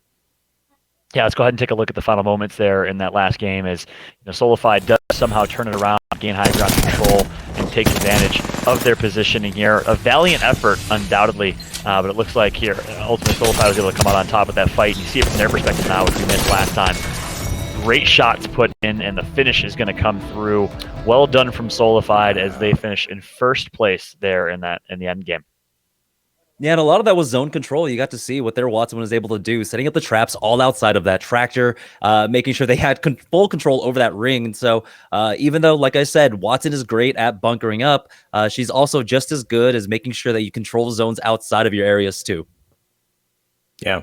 It's kind of nice not having to, worry about someone breaking into where you are and you just being able to step out and start fighting whenever you want. And that's kind of what Watson set up. Like, no one was going into that truck against those fences, but she could always pop out, and she just caught him not looking. That's simply it. It's a good feeling in that end game. And that sets us up for a wild game 4 and 5 here, because TSM, we seem to be in a good position to close that out. They made it to the top 5, top 6 teams, picked up a couple of kills that were crucial. So 2 kills picked up on the flank there. And ultimately, instead, it was Solified was able to pick up the win. So that sets us up for a great game 4 and 5. Solified and TSM are kind of neck and neck. We have United perhaps still in first place, but 19th place may have dropped them down a few too. Solified may be our new first place team right now. So the standings are up for grabs right now between these top 3, top 4 teams, and I think games 4 and 5, anything can happen here, and I think we're going to see a wild finish here, gentlemen. Any predictions on your end? I think one thing I got to say about Pride and team on Solified is that Pride was a player that we saw with a late invite to GLL due to a team dropping out, and that team was actually NRG that chose not to play in GLL. They ended that tournament, it was with Lucido and Hypa. They ended that tournament in 16th, right? So not an impressive performance, but it's exciting to see once again redemption stories coming out for these players who have put in the hours on Apex, and to now be fighting for maybe a first place North America spot after that win is pretty exciting to go from that kind of trajectory once again. So it's a pretty amazing story for Pride and team, and looking forward to seeing what Metro and Tunes can do for the rest of these next 2 games. Yeah, I'm glad you called that out. Metro on that squad, we kind of talked about his story earlier, was playing football for the University of Maryland and got in a car crash his senior year of high school that ultimately gave him a back injury that allowed him to not continue to pursue his dream of playing football. Instead, he kind of put all of his eggs in the esports basket and has been grinding ever since, and gets the competitive nature out in esports, and now is thriving as a member of this former PTM, now Solified squad, turns former member of Pittsburgh Knights, who we saw go off in Krakow, Poland for the preseason invitational. Also found 2 great players in Pride and Metro. I believe one of the 3 is a controller player, but ultimately great players. Let's take a look at the Game 3 highlights overall there and see how the rest of the game went down. We can pull those up momentarily here. Here's that early game you talked about. Early on, 20 squads left. United got themselves in a nice early game fight, played it really well, but ultimately they got third-partied immediately after. And it ended up costing. Was this the third party? Or was this nope, that was the first fight originally. Okay, and they got third party right after that. Got taken out early. Yeah, this is really unfortunate because Moni gets a 3K there, and that is just a huge change of pace for a team that needs points desperately. But third party was kind of the name of the game, especially early on. And you saw XU United really resultingly taking a big fight, getting a little aggressive. They got thirsted on one, and then that third party cleaned them both up. I don't think they expected that. I'm sure they'd have it another way next time. Yeah, right now, a lot of teams are having difficulty adjusting to kind of the rotation timing that's coming out. And EU United got lost in that right there, where they tried to take a little bit more of a roundabout way. I believe they started off on the south side of sorting facility, tried to go over to like Hot Springs and take that kind of western route. But they ended up running into a lot of teams ended up kind of funneling in over there because a lot of teams are trying to make that early rotation and try to play for the position. And that's kind of like what the meta game has become. We're seeing some fights early on just because everyone's trying to move as quickly as the pace that TSM sets up. TSM sets the pace. That's been the theme ever since the beginning, ever since X Games. They won that original gold medal above Reciprocity back then with Snipedown's team. And since then, they've been so dominant. Gentlemen, one team I did not see, and actually admittedly took a quick bio break, so I may have missed a few minutes there, but Team Liquid Blue and Team Liquid White, did you guys have a chance to catch them in the kill feed or see kind of what their fate was in that one? Yeah, I mean, I think Liquid Blue and Liquid White actually, to me, didn't show up much as far as there in game what we were okay. observing. I mean, Brav, let me know if I was making making jokes and not paying attention, but I actually didn't see a lot. You were making. I will tell you one thing. You were making jokes. Okay. They were great jokes. Okay, thank you.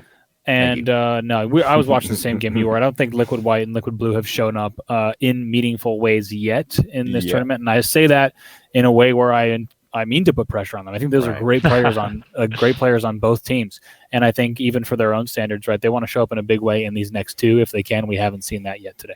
Yeah, it looks like in the last game, neither Liquid teams were able to get any kill points. Liquid Blue were able to at least finish off in 13th and get one placement point there, but that is not enough to try and keep up with the rest of the lobby at this point. No. Yeah. And keep in mind, Liquid Blue was in 6th after, I believe, that's why 2 I games. asked. I want to see where they were after this. So we'll have to see exactly where they stand after 3 now in the standings. Keep in mind, a lot of points going, like Jamerson had said. I think both of them just talking about how the lobby's a bit opened up now based on the placings that we just saw from XE United and TSM. We certainly have a pretty even distribution of points, and teams that aren't able to stay within that top 5 is going to just be harder and harder. Yeah, 4 teams I think undoubtedly are in the top 4 or at least top 5 are TSM, Solified. We also have, I would think that Dream Team is in the mix as well. I mean, they've been playing well, and of course X United after that. So I think those are unarguably your top 4 teams, but really anyone's game right now for first place. And of course, the large difference in total prize pool, $7,000 per player if you get first place, and a pretty significant drop after that in the prize pool. It looks like game number 4 is about to be underway and ready here in just a moment. And as we keep talking about, it's a wide open opportunity. Will it be the Solified squad that is able to be the first team to dethrone TSM, or will TSM continue to clutch up as we've seen them do time and time again? It's going to be a wild finish here to what has been a great day. And again, great and honored to be bringing you guys the action for Apex Legends Global Series Online Qualifier number 2. Thank you all so much for coming along the ride with us as we are doing something brand new, an online broadcast, a remote broadcast, all for the first time. And we've been having a blast casting. Hopefully you guys are enjoying it at home as well. Finally, we got all the connection issues on my side at least fixed. It looks like everything's running smoothly. So far, so I don't want to. Dude, you've had the hardest lobby out of anybody in this tournament. So yeah, I've had a tough lobby. Yeah. And I got to say also, it's almost unfair that TSM continues to win even in these online formats. Right? It's one thing for a team to be so consistent on land, but TSM continues to kind of make their situation harder and harder because they continue to need to win these online battle royale events where there's only 5 games to play. But I want to say it was maybe someone from Liquid White. I need to check exactly on Twitter when it was in January after online number 1, but they were saying, we can complain about a lot of different things, but one thing has been true, and it's been that TSM has not lost an official tournament yet. So they're doing something right, and with how they're playing today, they could do it again, and it's pretty incredible. That is actually a fact. Hard to argue against. They won the online qualifier number 1 and currently sitting in a pretty solid spot in the online qualifier number 2. Don't want to jinx anyone yet because, of course, we have 2 more games. It looks like game number 4 is loading up as we speak. We're going to be getting ready to drop into game number 4 here in just a moment. As we mentioned, likely the top 4 teams right now, so you guys can kind of keep up. Dream Team, which has some former members of Misfits on that squad, and alongside former United. You also have TSM, and then you have Solified, a team and a squad that's been putting in the hours and really wanting to prove themselves. They placed in the online qualifier number 1 decently, I think top 10, and now they're sitting great in top 2 in online qualifier number 2 as we're getting ready to kick off number 4. Jamerson will be casting this one. Your predictions going into this, and any thoughts? What do you think we're going to see here in game 4? I mean, it's getting down to the wire, and that's when we know that TSM really do absolutely wake up. So game number 4 and game number 5. People are going to have to get out of their way, is what I'm going to say at this point. If they want to maintain, if any other team want to maintain like placement points, kill points, they need to stay out of TSM's way because this is where they usually shine. This is where they really come alive and they close out tournaments. That's exactly right. Looks like game number 4 is underway. Drops are happening live, and we are Going to kick things off with RXX, who won their respective semifinals. So TSM won semifinal number 2 with 79 points. RXX won semifinal number 1 with 48 points. You can see the discrepancy there from our champion teams coming in. Let's see what RXX can do, as we haven't seen much of them here in the finals. And this is just unfair, as you can see on the flight path, that TSM, they've been dropping Fragment East all these games so far. They also get a Pathfinder Beacon and the Hot Drop, and so they're going to get some good loot out of that. I don't know exactly what gold they'll get, but they're going to put it to good use. They're going to be well kitted, to say the least. Meanwhile, XD United, who we know drops Sorting Factory, is going to have some competition here. Someone's going to drop with them. They got it for free in game number 2, at least. I don't know about game number 3. Meanwhile, here in game 4, they're going to be contested early on. It looks like Lyric's going to start strong with a down on Wonderfuls from Liquid. Not a good start for Liquid White at this point, losing Wonderfuls, and so now they're just going to be playing as a duo at this point. We'll see if EU United stick around here and make sure that Wonderfuls isn't respawned back into this, or do they decide to go for the rotate? Now, they do need to wait it out about a minute, but that's a blue that they're going to be able to secure, and so 3 blues across the board, that's a pretty good landing. Yeah, and a gold cargo bot at that, so they're going to be sitting nice. We'll see what they get from that cargo bot. But you wonder what Wonderfuls was kind of doing there when he got caught off. He might know something that we didn't. Maybe had a comm or something that we didn't know either. Gold backpack and a purple shield.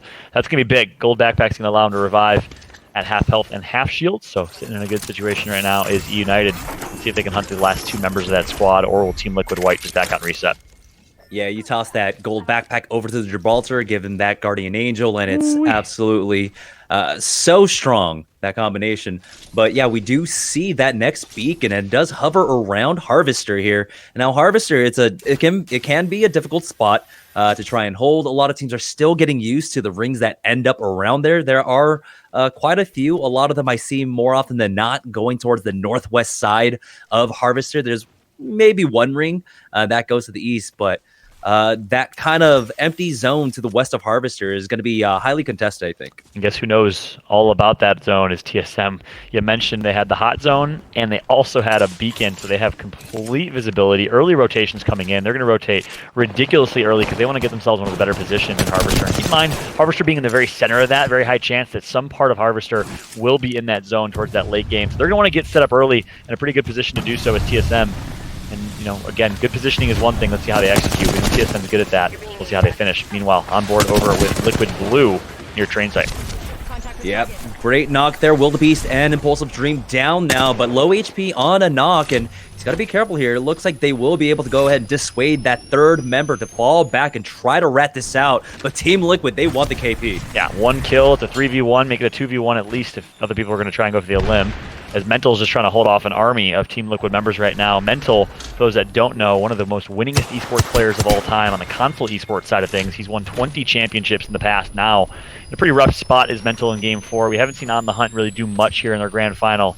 Let's see if Mental can try to clutch up and rat his way to a top 3. We also see that BCJ of Sniper Abusers has gone down to TSM. He's been full killed there. And so it's a little bit of revenge for the scrims leading up to a lot of our games now. Like I said, Sniper Abusers, when they had G-Dolphin, they were consistently challenging TSM on drop. And so far, TSM have been able to get their revenge throughout this finals. Yeah. And looks like, speaking of TSM, they're going to place a Wraith Portal over to try and get some free loot. They recognize there's a good fight over here, as mentioned, so they're going to pick up the loot that they were rewarded with. Currently just setting up post right now is TSM with the Watson fences. It's exactly why Pathfinder and Watson combined are so incredibly strong.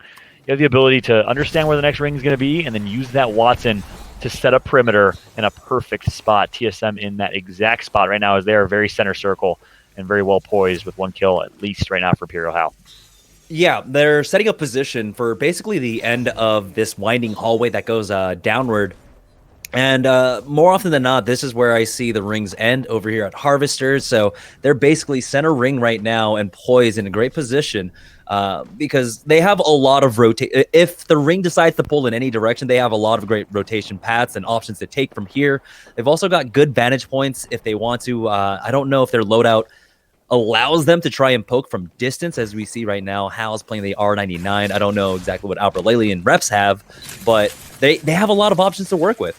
Yeah, I think they'll let their Wraith with 10 shield cells and a gold shield overall. Maybe poke and scout a little bit, see if they can get a quick third party, get some KP or kill points. But ultimately, I think they're in too good of a position to put themselves in a bad spot by going all in on a fight. Unless there's something that they don't know or that we don't know, I don't expect TSM to go all in.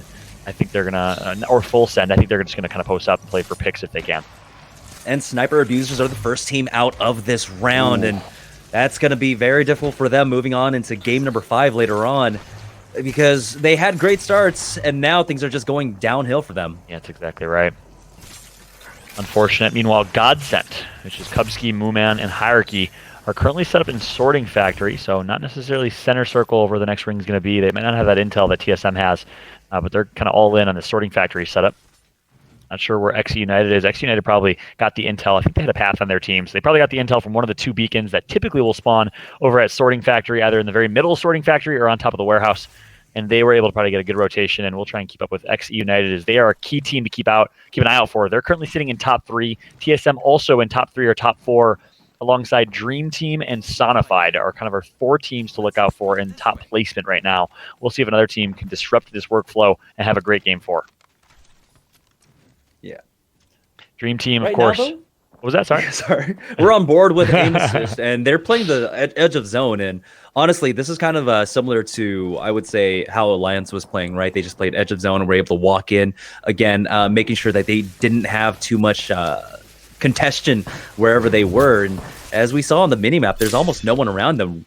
At this point, though, we are on a board with Frapper's team. That's going to be Solifida Black, and they have a decent position here outside of that tunnel from the tunnel exit south of Train Yard, and this high ground position, which is basically known to everyone in the scene, is great to try and control this choke because they don't have that information. So they're just playing a really safe center area. Yeah, low shield overall, though. So, being center, being the choke point, if they get caught in a fight, they're not in the best position. We'll see what happens there. We'll keep an eye on that kill feed.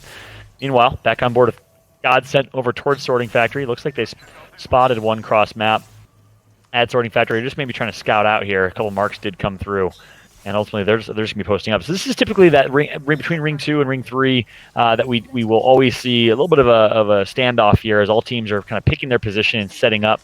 And of course, those rotations are going to have to come through here soon. It looks like finally Godsent's going to give up their spot and push down towards Harvester. But look how many teams are already in Harvester, Jamerson. Teams have already rotated, already set up. This is going to be a tough rotation for anyone else.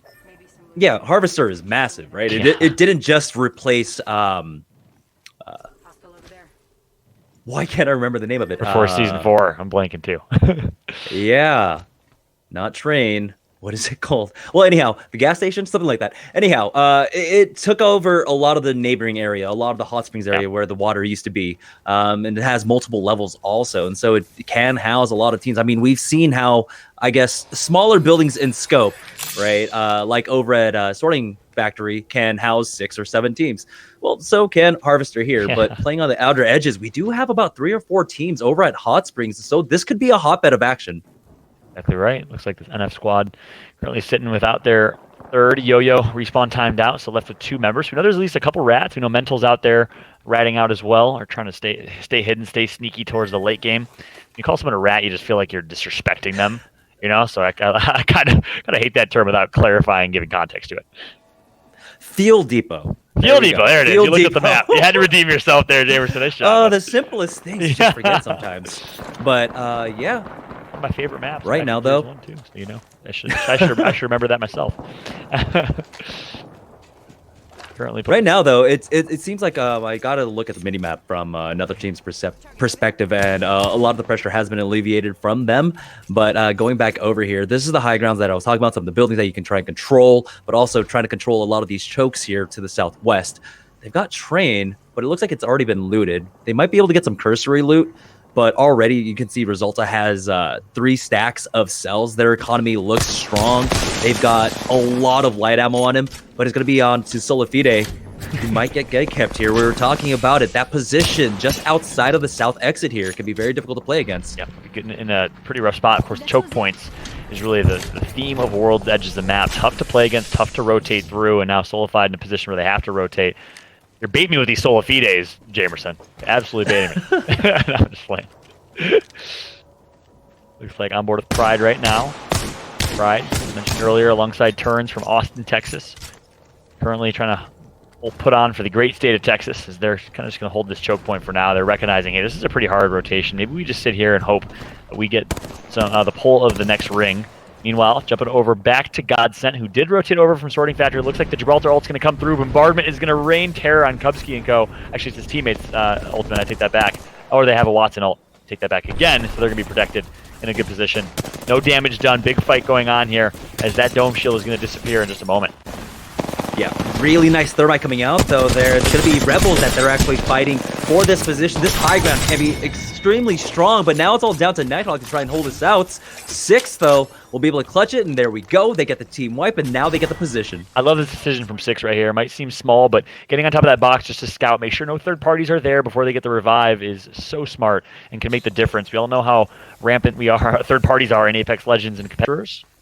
We've got second place behind TSM. Alongside TSM, they are set up in one of the long hallways here in Harvester. Yeah, they're holding just south of them right now. And again, Harvester gets to house so much right now. Back on board with Rapper's team. That This is the are team gatekeeping solidified right now. Yep. But I think they still have the option, right, to rotate north, because they can just go back through Train Yard and go to the west side, instead of trying to play through this choke point right now. Yeah.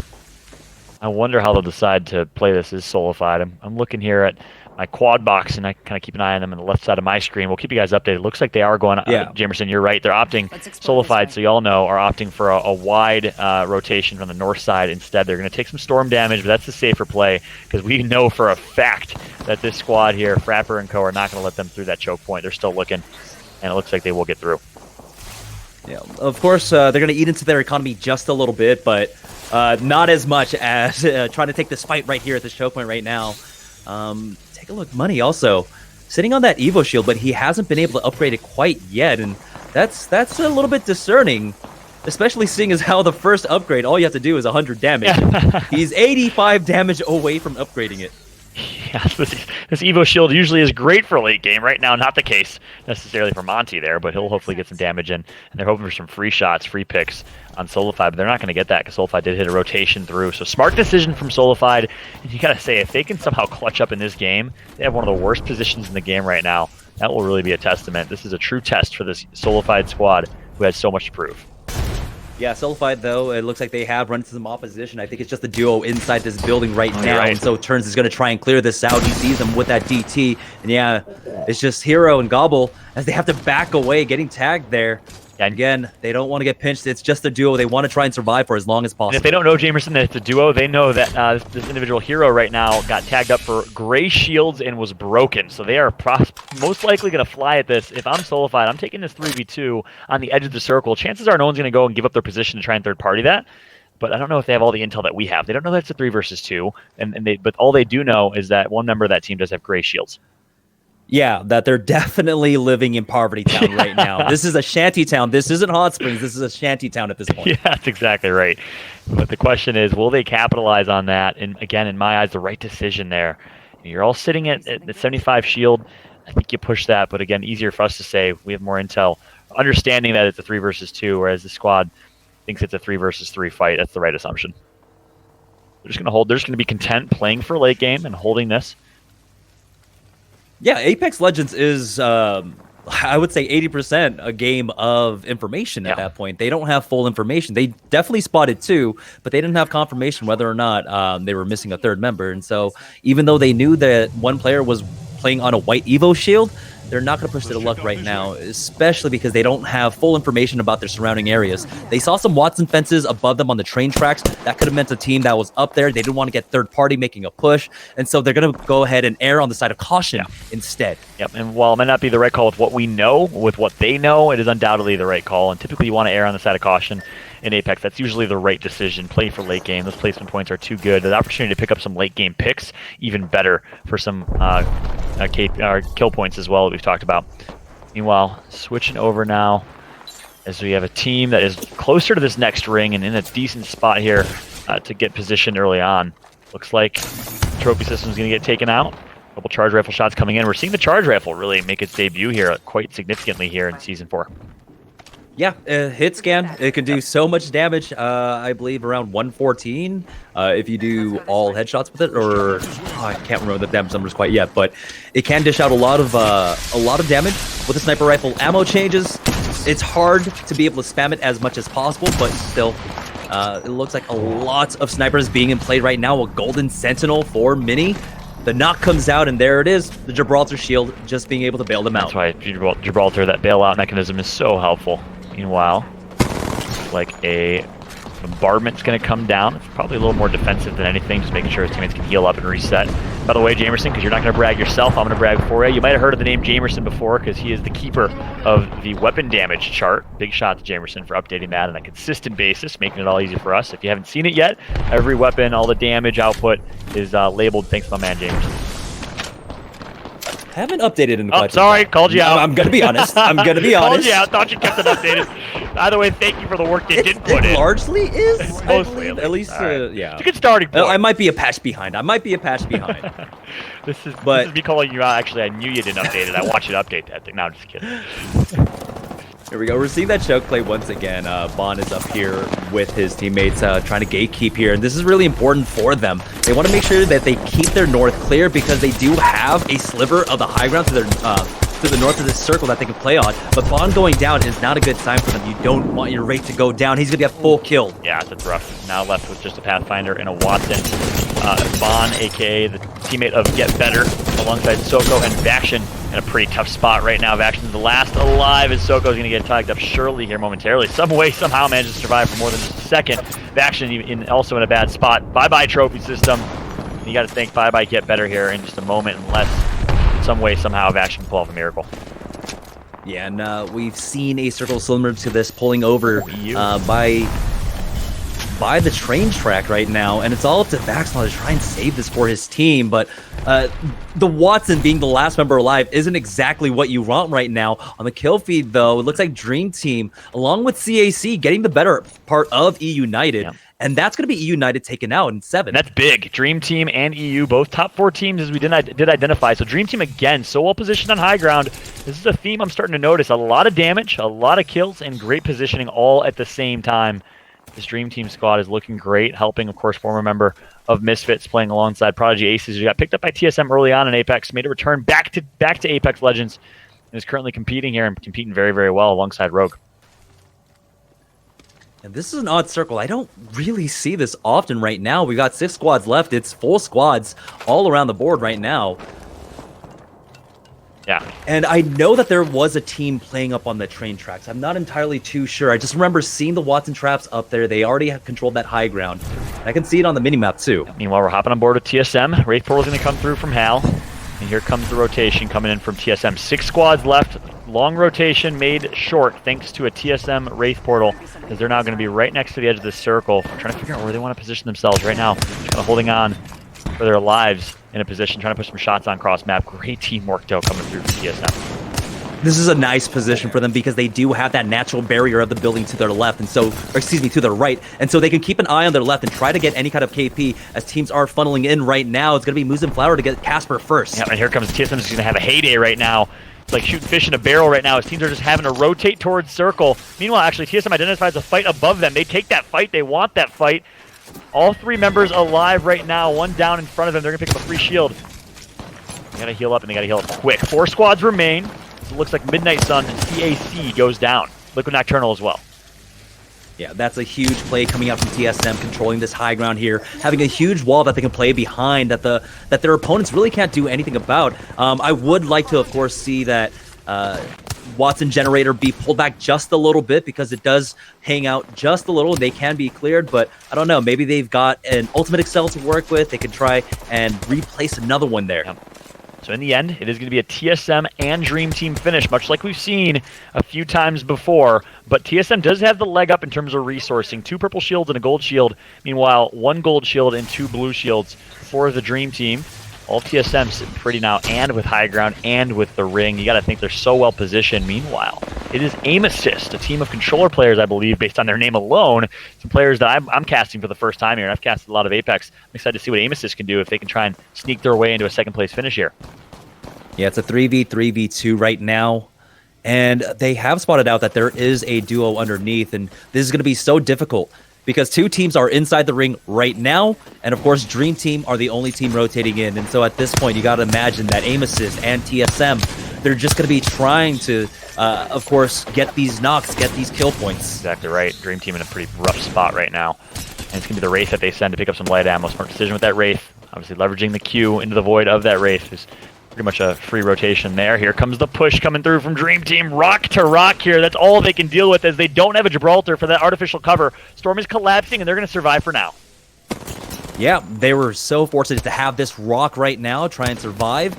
At this point, I'm imagining that Aim Assists are just waiting for any kind of engage to happen right now. Take a look. There's a little bit of a priority for Team Dream Team. They got the circle. They have the ring pulling closer toward them, yes. Yeah, is this the game-winning rock right here? Is this the rock that made the difference? Or will TSM be able to fly and use their resource and shield advantage to their advantage? A couple good shots still put on the Wraith. Going on board with Alberlelli with TSM. Playing his famous Pathfinder, and they still don't know where this other squad is. This other squad, Aim Assist, is just saying, I'm content with you both fighting each other.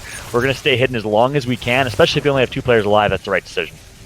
So there's going to be enough time here for Abilele to get his zipline back, and they can set that up. I don't know how high it can go from this angle, but they will have to have an angle to at least get his zipline over to the next ring here to try and work. And you wonder, do they so zipline or do they use that. a Wraith ult? You know, the zipline's going to leave them exposed. No matter what they do with that zipline, they're going to have to take a couple shots early, and they don't have a lot of cover to deal with either. Of course, no Gibraltar to their name as well.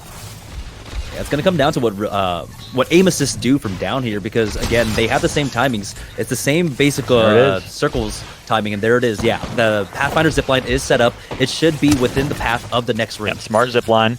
It will be exposed. Everyone in the game must have seen that zipline come through. They will be exposed at least for a moment while they take that zipline. All up to Dream Team to get some great shots in. These shots are crucial, but it's obviously tough to do. And of course, the Wraith Pearl is going to come through. It's going to buy them some more time. So they're going to opt, probably not for shots. This would be the right time for TSM to push. But I don't know if they recognize what's happening, as they're doing a good job staying behind this rock. Yeah, right now it looks like Aberlele is taunting Aim Assist that's right below them. But at this point, helping. If he could set this up, I would like to see him actually throw it down just a little bit early. Right there, go back. He took a lot of damage. He will be able to get the bat off, though. We'll see. Again, not setting up a Wraith heal is kind of huge. Get crack kind of spelled the end of it as they go in. Smart decision from TSM. Wait until they have the slight advantage. Aberlele's going to go through a Thermite. It's not going to matter. He's going to put in shots. Actually, the Aim Assist squad has to be rotating through here. Looks like 3 squads still alive. It's all TSM in the kill feed right now, as they're going to light up both members, and that's going to be it. TSM with a perfect finish. They come out on top here. You got to think that's all she wrote. TSM does it with a first place finish when it matters the most. Game number 4. Such a great Pathfinder play coming in there from Alberlele. Yeah, now Aberlele, he's kind of just like the homing torpedo, right? He knows when to go full ham on that Pathfinder. He knows exactly what his role is, especially here in the late game, where he's supposed to go in, do as much damage as possible, catch teams off guard with that aggression, and he did it. But it was all set up because they got great amount of damage onto the gold armor Wraith, and even though you got fast heals, it's not fast enough when Aberlele jumps on you like a spider monkey. Exactly right. They pushed at the perfect time too. As soon as you get one crack, as soon as you get one opportunity, you hear that call, and Spider Monkey is flying in, and that's going to be it. Peacekeeper to the face from Alberlele. They come out on top, and actually TSM did also recognize the third squad. Aim Assist was right below them. They opted to push the 3v3 first instead. Perfect play, perfect execution. Bravo. And Randy, I'm going to bring you guys back into the conversation. I know you were watching in that late game there. Anything that you guys saw? Yeah, Rain, you go ahead. Yeah, no, I was just saying, I think they took a risk there at the end. Playing with the Rock, it was a beautiful rotation. They had one cover, and I thought Dream Team played it almost perfectly until that.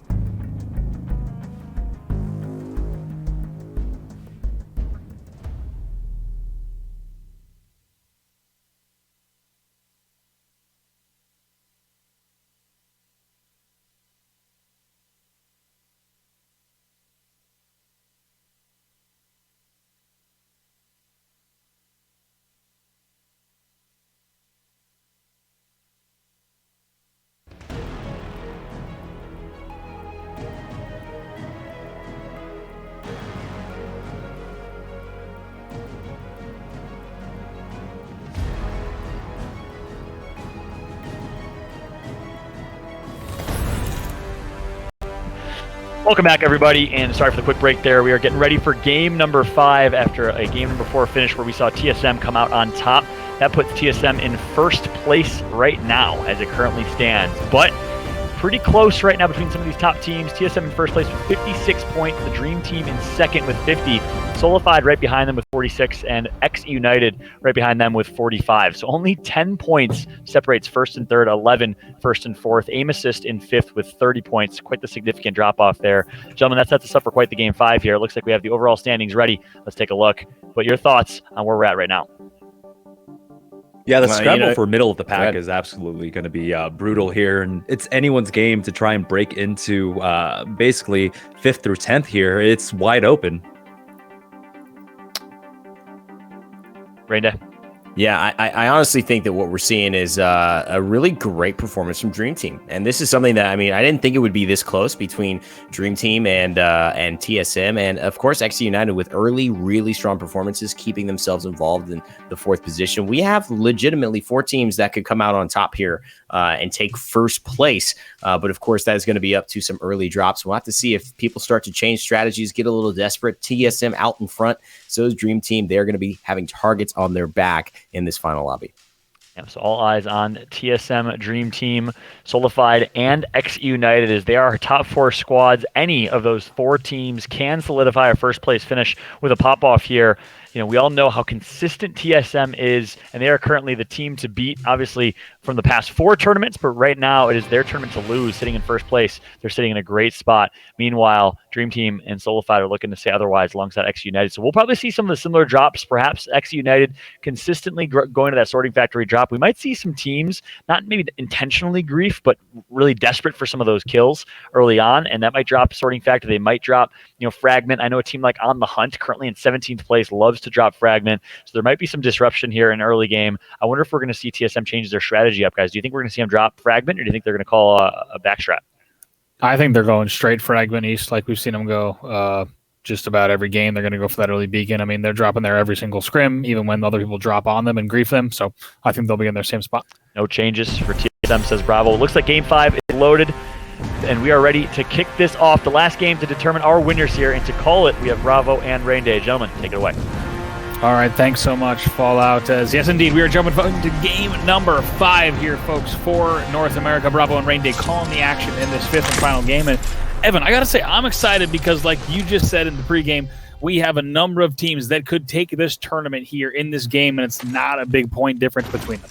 No, I mean, you look at the top and you look at number 4, and there's pretty much 11 points between them, which is easily somebody dropping, somebody ending before top 10, and then another team winning that lobby. So we've got so many potential things going on as we follow along with the first place team from semifinal number 1, Rakanishu, as well as Zeratricky, and we're going to switch all over to some looting going on near what you could see, I believe, is trader there. And what we're looking at here, though, Bra, for me, the biggest thing is aim assist. This is a team that I wanted to look at because they had gotten number 3 as far as placements, and then a number 2 in that last round as well. And so they've been playing very consistently in rounds 3 and 4, and I'm excited to see if they can keep that up with potentially putting it to a win here in the final round.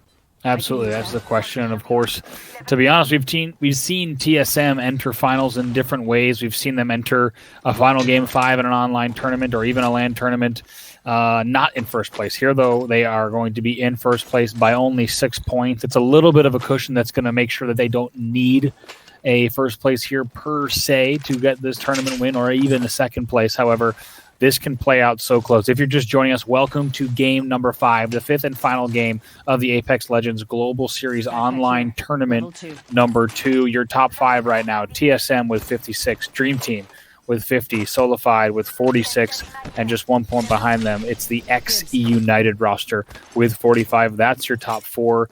To be honest, big performances from Aim Assist or Flying Saucerers could propel them well into the top 3 as well. And XE United probably the biggest team to look out for, maybe dropping here without some type of amazing performance, because remember, they had at 36 after the first 2 games, and 2 games later they have only added an extra 9 points to their total. And so that means that they've kind of cooled off a little bit here as far as the drops, as far as mid to late game. And it seems like a lot of other teams that you're seeing in the mix, it being Dream Team, being Solified, who we've now touted Solifide, which they may want to consider as a nice name adjustment, and Aim Assist, which have really, I think, had great final 2 games. And going into round 5 with a little bit of momentum, Rob, I honestly like that situation better than starting off hot, getting cold, and trying to finish hot in round 5. And look at TSM's fast rotate. You know that they were on Aberlele about getting that early beacon. Sometimes in scrims, he gets the beacon a little bit late,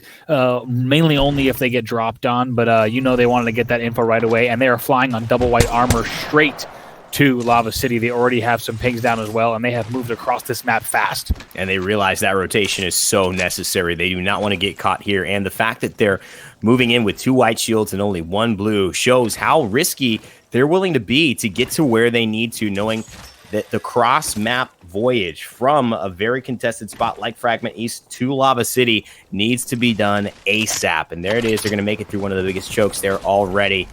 But you can see Cubsky and Mooman, they're ready to fight. They take down Mental and Wildebeest already.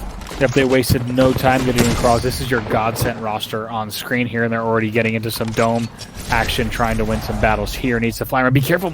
Might not have meant to take that portal there, but in the end, not the end of the world for them, as they will loot just a bit. That will be your first team eliminated. TSM, you can bet, is already past the balloon and likely in an interior. Here they are, by the way. Speaking of, they are indeed already in Lava City Station. They've got in there. We're not able to find better armor through there, but what a fast rotation. They wasted no time. I mean, that is incredible. And if you want to know the difference, that's it. I mean, they started in Fragment East, which you could say is easily 40% of a map away, maybe half a map away. And you look at Lava City, and you just say they are in a building already, looting, getting digi-threats that have been unlooted. And I mean, I'm just saying this is what makes TSM special. Their ability to recognize what they need to do.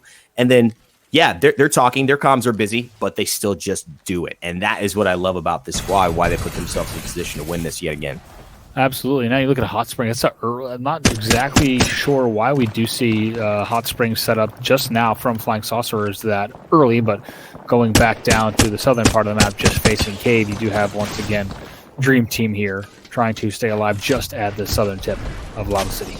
And this high ground circle in Lava City, it's a very interesting potential ending. I played this one, I believe, a few weeks ago, and it can allow for some rats on some of these lower level floors. Lava City, a place that I actually love to loot, usually slightly uncontested, more so than other areas that have as quality loot as this, because it is in a southern corner of the map. But overall, there's a lot of interesting places that I think people are going to find themselves being able to hide and extend this final circle to as far as fights. So be ready for some rats, be ready for some interesting plays, and some tough chokes for the teams who can't rotate fast enough. Also, Solified right now in that kind of dome structure that's toward the northern side. Is it now? I'm glad to see that moving, because teams trying to hold that shell of cover is so difficult. Already look at Lava City. So many teams in here watsoned up. You could tell right now, even Lava City North is going to be packed. You see at least 2 teams there. And speaking of, actually, we go to Lava City North just now for a second. We did see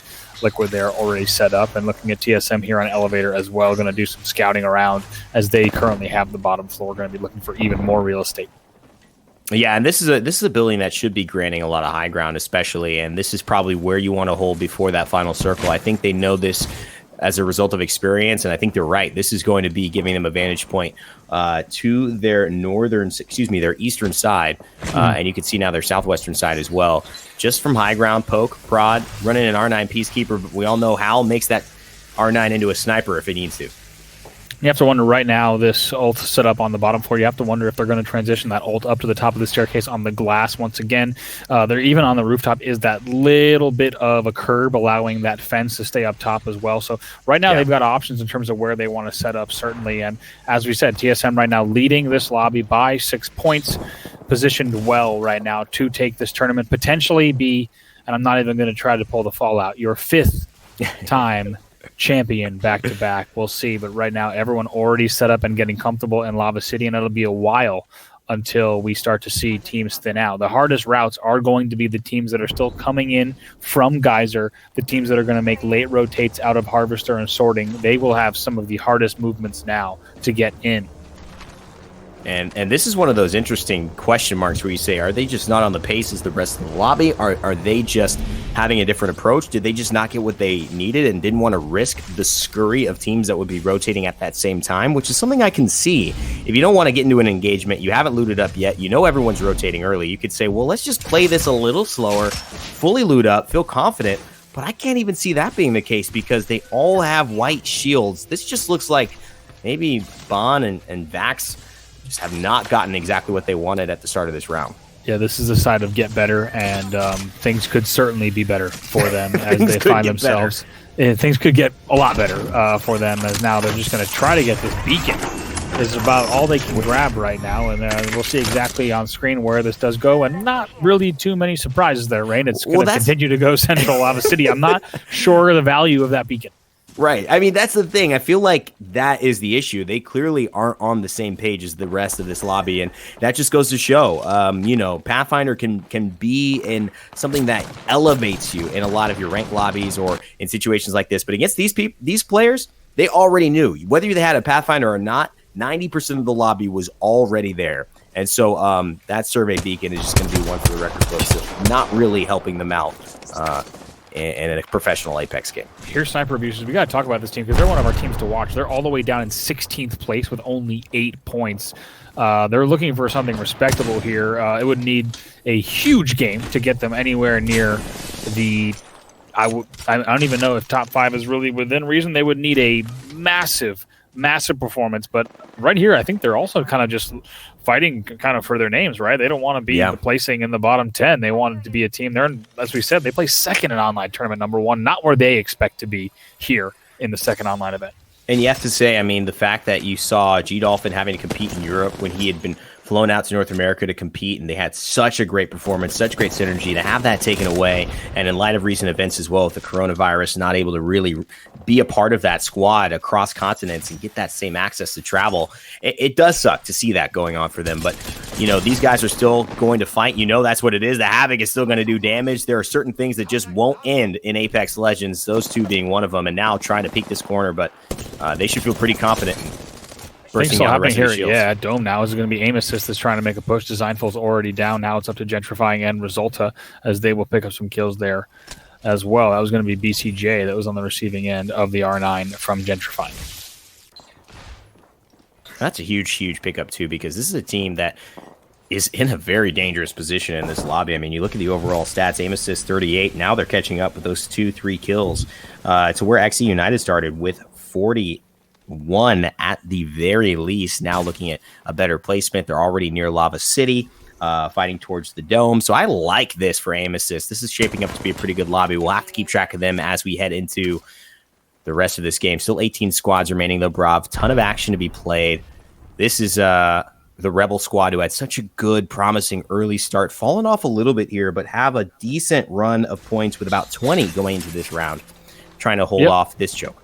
In 9th place right now, Rebel side, and to be honest, they have a decision to make coming from Geyser, heading south towards Lava City North. They have to decide if they want to gatekeep on that and then try to make a late push, or if they want to try to get in with some early pokes and get into a building.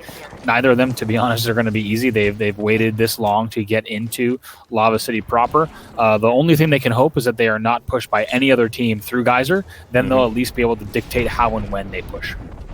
And when you can dictate at least something and you can fight into a situation you understand that is going to happen, it can give you at least better odds as far as decision making. Eliminate the fact that you're trying to find out what to do versus can you do it and can you hit your shots. And that's just what these teams are trying to eliminate as much as possible here, as Petty Boss and them set up a nice little Watson ult to hold down this position for now. Yeah, they're going to hope that, I believe there's a little bit of visibility on that ult through the crate. They're going to hope that does not get dinged from any sort of distance. I'm going to have a moment to breathe here on the bottom of the circular building. Now look at Flower, the Smile side, not in a good spot. He will go down. I believe that will be our 3rd team eliminated here, as there are now 16 squads left in the game. Our 4th team, now looking at Aces and Help and Rugrat on the Dream Team. Keep in mind, Dream Team has had a pretty good set of middle games here in this tournament. As we take a look at where they come in, but in the end, they're in second place with 50, and you got to think Help, Rogue, and Aces. They might not have thought that they would be in Game 5, very much within the running to take this tournament, but here they are, and they need to be ready to perform. Taking a look at Vax and Bond, Soko. They got that survey beacon, things so they know where things got better. They know where they need to be. They're there now, or at least we were they're giving on the them a hard outskirts. time, but things got better. You do just question, I wonder if they'll look at the bot and say, wow, we need to just understand these circles a little bit more without having to waste the time, go back in the circle. Petty Boss cutting it close there with the shield, and he's going to get it off as well, and this helps because now he's going to have to go contribute. Flatline hitting up the damage, and I feel like I've seen this situation with a flatline before. It was Minnie who was able to clutch the 3K, and this time it goes to Clara, who's able to do that just as well. That was Ziploc Bags that had the absolute advantage on that push, and Clarify with some huge plays out of that flat line to be the aggressor, do a ton of damage, and keep his team in that while he was able to allow for the heals to get off. And I don't even know how they're able to do that. They're able to stay alive, and they live to fight through.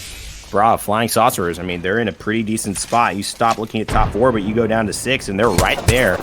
They're now with 30 points. A win here and a couple of mistakes from some of the top 3 teams of TSM, Dream Team, and Solo Fide or Solified. It's going to get to a very potential possibility of them actually placing very high in this tournament, and especially with such a cutthroat moment like that coming out. Yeah, that is huge. They're in 6th place with 27 points. They're only 3 points away from 5th. That play right there from Clarify, you can't say enough about it. He stays alive long enough. Petty Boss stays alive with 1 HP, gets the dome down, makes sure not to burn at 1 HP. Crazy. And they are going to fight on, and that's huge for Flying Saucers. That could have been a very early exit for them, and what could have been a pretty uneventful finish. Now taking a look here at Penance and Frapper doing whatever they can. This is going to be the side of Solified back, if I'm not mistaken. Yes, but it looks like straight ripping now, raining down shots. It's going to be Johnny as well as Brood and Squared, who want to get some kind of placings on the board. They're in 12th now with 14 points. They are one of the losing sides of that 5-way tie for 10th place going into game number 4. And it will help. This is the type of team that if you're trying to overtake a TSM or a Dream Team, say you're aim assist, you need all these points that they're getting, and you're trying to overcome a huge deficit. These guys are trying to make it into the top 10, and them finding those easy kills like that is something that you would probably rather be in a position doing, knowing that this could be the difference between 45 or 47 or 49, depending on how this ends up going. But, leave it to Sword Johnny, T-Squared, and Brood. These guys are not going to give up. They've had a great spot so far, but now they're going to have to do a little more work on this rotation as they are on the outskirts of this circle, and they've got a minute to poke and make a pathway for themselves to get inside. Absolutely. Oh boy, I was just about to say Johnny needs to be careful on that not even fully healed white armor. Squared and Brood are going to rush back as Johnny's going to get back eventually to this gen, and Squared's going to help him back up as well. But I was worried about that, and from distance gets taken down. Now taking a look once again back at the Get Better side, and they made it into our top 15. And now 2 of them on blue, looking much better than we saw them earlier, but they still have to make pretty difficult treks from Cave into Lava City proper. And this is why I like that spot that you saw TSM at. Their roofs, the building that they're looking at here, controls the line of sight into Lava City from where we're seeing Get Better approach. And there is no way Get Better can go in if TSM are at the top looking and poking. There's simply just open ground there and maybe one rock to hide behind, but the circle will eventually close around it and really force him as no opportunity. And look at this, Prodigy Ace is looking the exact opposite way with the Kraber. The Colat is very possible here if they both line up, but he's going to miss that one. 3 shots left. I don't think he's going to try to poke too much anymore, but he may try to get some knocks, especially if the ring will do the rest once the circle ends. We talked about how difficult it is to fight along those shells here, whether it's in Dome or in Lava City. Very limited cover, and teams can flank around so easily now. You got to talk about TSM's early rotate. Once again, if they came into this, great shots there out of the wing from Help, but if you look at TSM, if they were not leading and they early rotated that hard, it'd be a very different next few minutes for them. However, because they were able to early rotate so heavy, they can truly play so much more of a placing game than they normally can because they're coming in here with a 6-point lead in first. They're going to play to that advantage. Now, I would love to see where the Get Better squad is at this point, but right now we're following along with Solified, which is a great team to watch. Their storyline has been incredible over the course of this tournament, coming in 4th in the semifinal, number 2, and now obviously poised to do even more than that. Number 3 in this position, only 10 points behind number 1 TSM, who has 56. Absolutely. They have 46 themselves. And just a reminder, or just in case you just joined, first of all, welcome to game number 5. You chose the perfect time to check out the Apex Legends action tonight. But Dream Team, Solified, and XE United, all 3 of those rosters on the tail of TSM, any of those 3 can steal this game from TSM. Now, speaking of, the flanker's in some trouble, has to TP all the way back and might find himself being pushed, but for a moment has time to reset and get the revive. But really, any of the teams in the top 4 can very easily take this tournament. And no Casper as well, so that's going to make this very difficult. No respawn potential and no way to even get it off, considering how tense and packed this this zone of Lava City is. And so they're just going to have to try to survive, pick up as many kills as possible. I don't know if they have any to their name. No, 0 kills thus far, so not really even earning more than 2 points as far as only placement. So their max is to try to really find somebody on the rotation and place in that top 5 here in this game, but doesn't look like it's going to be too easy. And Dream Team was in trouble in the feed just now. You might have seen it. They were getting shot by at least 2 squads. We're going to have to keep an eye on exactly what their situation is as well. But in the meantime, we do see Designful, Resulta, and Gentrifying on some very good armor. I mean, look at that. Aim Assist is in such a great spot to do well and take first place here. I mean, obviously TSM is in a beautiful location, but you can't beat 2 shields usually, and a G7 scout in prime position to poke. Kubsky finds a big kill on the Lion's Crest, and TSM Hal actually is the one who gets the knock, and it looks like XE United, or Team 13, they're the ones who just grabbed Liquid Flanker, who were hiding in that building and must have had to rotate.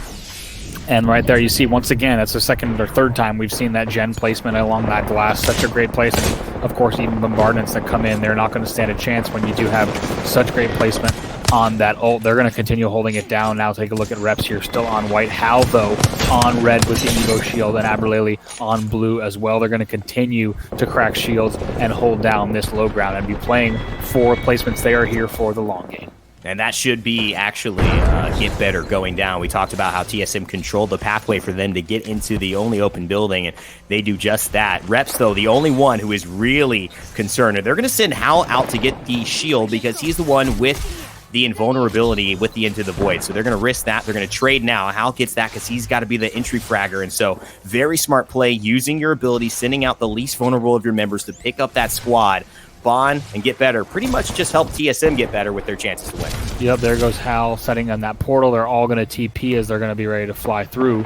Now Hal goes back, and it looks like it might have been safe if the other 2 got instruction to stay, but now taking a look at Aim Assist on the high ground. Once again, 8 squads left. Aim Assist, by the way, in that 5th place spot on your screen. Now you can see high ground, like you mentioned, going to Aim Assist. 8 squads left. But TSM and these boys are playing the outer skirts, not any of the high ground anymore, but hugging the wall so that they have an opportunity to stay outside where they believe they will be better able to contest. And in the meantime, Solified takes the building they were in, or I believe that's the building across the way, excuse me, and they're cozying up there. And we're seeing several Evo shields in play in the late game. The most Evo shields I believe we've seen here in competitive play. Great shots there out of the scout from Resulta. Going to continue to rain down some shots as Aim Assist is looking to make a statement here in this 5th and final game. Back over to them, and they're going to be ready to hold down this area, assuming that ult stays up. And now, once again, TSM still with their ult. This bombardment will not hit, so they are still looking good. 6 squads left here as XE United does go down there in the feed as well. That's going to give them even a little bit more padding in terms of TSM. Now Solified as your team in 3rd place, and it's going to be between TSM, Dream Team, and Solified here. And that is exactly what you want to see if you are a fan of competitive Apex Legends, because our top 3 teams are essentially the top 3 teams in this lobby, and anything can go. Starting to get bigger and bigger as far as the point differentials from 3rd to 2nd to 1st here as Turns just being patient. He's got an Evo shield, 225 health to his name, the most possible in a game, but he gives up the potential to heal quickly, which means when they find the advantage, they've got to go after it and not let their team recoup here. But TSM Imperial Hal doing enough damage to keep people at bay for now. Absolutely. And look, it's already 3 kills for Hal. There's a few points on the board, and there might even be a few more for Reps and Abralele as well. They're going to be in a good place without a doubt. And looking in the obs, I do believe we'll have to keep an eye on it. Dream Team might have already been out, as we do see now Saucerer there. They're in 6, getting a few kills now. Hal takes a bunch of damage, though, and is forced to heal. And Solified, who are considering potentially pushing TSM there. But on the high ground, you've got aim assist. TSM, if they win this game, it's going to be a miracle. But we all know what they can do in a game like Apex Legends. They proved it time and time again. I would not doubt them. But they are at a severe disadvantage, being pushed on both sides, high ground and to their left, by great teams in second and third. Absolutely. Now it's going to be 3 kills, as we said, for Hal, as they're going to make their get ready for their push as well. The self-trace going to go down, going to get ready for this portal to try to keep them alive as long as possible. Shots still being exchanged on the other side between aim assist and Solified. Yeah, it looks like Johnny fell off, so that's straight ripping, potentially losing their last member. Abralele with the wingman, hitting his shots as we expect him to do. An incredible individual player. Solified have a different plan. They're going to throw the Gibraltar ultimate, and what does that mean? I don't know. They must not see the Watson ultimate out there. It's going to block all of it unless somebody else can destroy it, so they might have another plan at bay as they look to set up the rotation with only 5 seconds left here before this circle closes. And everyone's going to fly in down now. Let's see exactly which kills come in first, as we just see a crack there coming in for Metro. Actually, Reps is the first one to fall. Liquid Wonderful will fall as well, and Metro goes down now. Absolute chaos in our final circle. And Solified, he goes down as well. T-Squared was in there fragging. I'm not sure if he's the one that stays alive. This could be Hal. It is a Wraith. We don't have the final look, but oh my goodness. This was a final circle to remember. What a finish there. I do believe that Heirloom Wraith is going to be a Hal. We'll have to get final confirmation. Jamerson and Follow, let us know if you caught something in the feed that we did not, but I think that's what we're going to see in the end. I think it is. And you got to think. And I mean, you look at the go ahead. I mean, Fallout Jamerson. I don't know if you guys saw that a little bit, but my goodness, it looks like it could have been TSM pulling it out yet again. Yeah, it's exactly right. I mean, TSM, talk about a game number 5. They're far from the ring. They get an early beacon with the Pathfinder, early rotation. And by the way, it's not just by chance that they picked the perfect building to squat in. They recognize, they know the algorithms of these rings, and they were able to predict that ring into ring 3 or ring 4 past whatever that beacon said. By the way, TSM, they do get the win, and they get 9 kills. Hal ends it with 6 kills, Abralele with 3. That is almost certainly, as we look at second place, Team Liquid White, third place, Aim Assist, fourth place, Solified with 7 kills. That should essentially secure that for TSM. We'll wait for the final call from the referees, but I think they've done it again, guys. Unbelievable performance from them. And you look at the legacy they're creating in Apex Legends. It's unlike any team I've seen in nearly any esport in recent memory. This amount of dominance, despite so many different situations not being set up for them to succeed. All of the hurdles, guys, all the final circles, all the drops and DCs and challenges, they still find a way to win in the end. Legacy is the correct word there, especially when it comes to TSM and especially for Imperial Hal here. Celebrating 1 year with TSM just a few weeks ago, where TSM got into the game early on. It was Imperial Hal, T-Hump, and Prodigy Aces. Prodigy Aces we got to see today, but a year ago that they were signed early on, and TSM has not regretted it one bit. This squad has been owning the Apex scene for so long now. And, you know, it means just as much to them now as it did back then. Reps has been a lifelong TSM fan. It means the world for him to be playing for TSM. They feel that pressure that they have to keep winning, and they keep winning. Let's go ahead and jump into a Telestrator, though. Jamerson, I know you had a chance to break down the action and talk about some of our rings and our rotations early on. Jamerson, walk me through it. Yeah, I mean, this really does harken back to X Games, where a lot of people were introduced to TSM and how strong that they were. And we got to see at the X Games how strong they were on rotations and how quickly they rotated. Back then, they were dropping Cage. And in game number 5, they had to rotate all the way down to water treatment, which was very similar, right? Cage, center map, and then water treatment all the way to the south. Here, retreating to a very similar ending, where this time around, they're dropping East Capital. And then, of course, they had to make their way all the way down southeast this time, down to Lava City. Now, the impressive part is that they were able to make this rotation from, of course, East Fragment all the way down to Lava City before the first ring even starts closing. That kind of pace for this is unheard of, but it's what TSM does. They're the ones that have basically been setting the meta on how to make these rotations. And the crazy part is, you saw once they got there also was that there was maybe already 4 or 5 teams in position. But John, like you had mentioned, they were able to basically spot out what one of the best buildings would be going into this. As we zoom in, get a better look over at Lava City, there are a lot of positions that teams can pick, take. Right, some of the power positions, especially around Lava City, would be controlling this building up here that has that beacon. This 5-6 story building right here, as we saw straight ribbon taking, is also another power position. But honestly, any of these buildings inside Lava City proper is fantastic. But they spotted out perfectly that it was going to be this building right here down to the south that the ring would bolt down to. And I thought that they were in a very dire situation. We had one team playing, of course, on top of the roofs of the building to the south. TSM were stuck down here to the south behind a fence, and we saw, late game things that were getting set up. We had the Pathfinder zip lines, and TSM was getting challenged on the low ground by another team. I honestly thought that might have been spelling defeat for them, but still, it's TSM. You never count them out. They have that clutch factor. They have the excellent mechanics of every team involved, and they were just able to clutch that out. It was a beautiful thing to watch. Yeah. And at this point, Jamerson, you got to think, if anyone in the world does not know TSM's secret sauce, you just literally drew it out in a telestrator. Early rotations, everyone knows what they're doing, yet still they're able to stay as consistent as they are and perform the way they are. There's no secret. Early rotations, plays Pathfinder, catch a beacon, rinse and repeat. It's been their playbook since day one, and it continues to work. Why? Because they simply are three of the best players in the game, and undoubtedly the three best players in the game who play so well together. They're a brotherhood. They're all great friends. They get along incredibly well. They hold each other to a high standard. They have the DNA of a great championship team alongside any great championship team I've ever had a chance to cast or watch. And this TSM squad of Bravo, I'm going to say it one last time because you're right, after this I probably won't be able to, is looking to be in a great spot to position themselves for a back-to-back 5 times championship. And then I'm done after that. I can't keep doing it. Let's take a look at the last moment there, though, and see.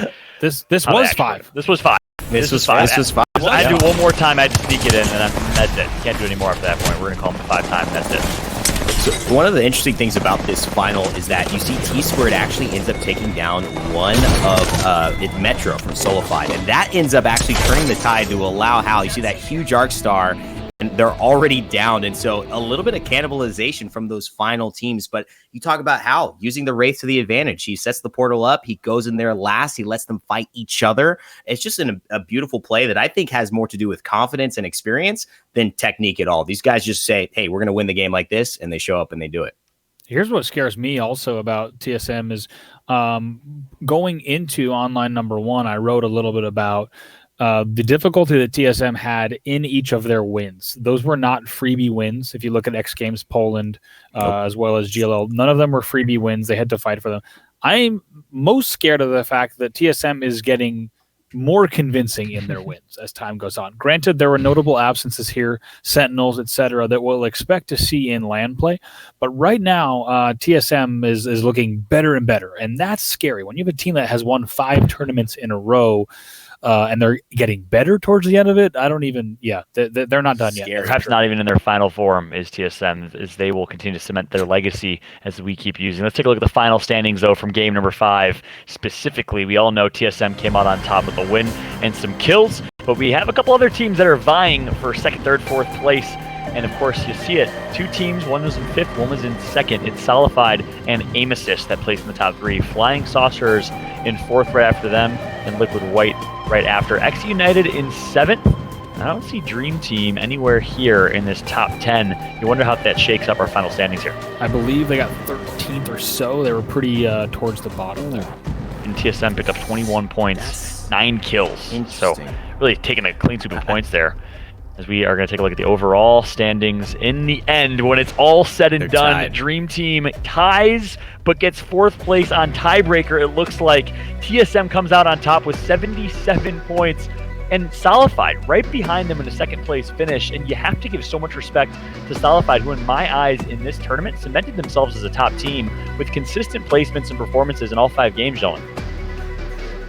Oh my God. And we were calling him Sola Fide too. I mean, I love the org. I love the spotlight, but consider it, guys. I mean, consider it. It's got to catch your ring to it. I come from a chess background, so it's always going to be Fide for me. You guys don't have to call it that. I'm going to do it. I was rolling, Jay. Like, Jamerson knows what he's talking about. I'm going to roll with this.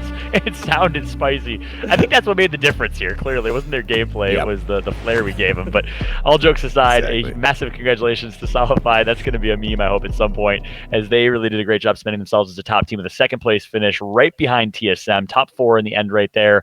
And of course, we had Dream Team and XE United vying out for 3rd and 4th place. Aim Assist, another team, I believe, of controller players that showed up in a great way as well.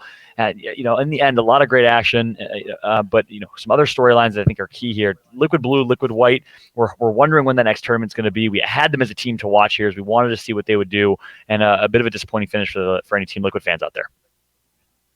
Yeah, it looked like a lot of early game fights going on for Liquid White that they just weren't able to win out. Liquid Blue, in this last game, they lost...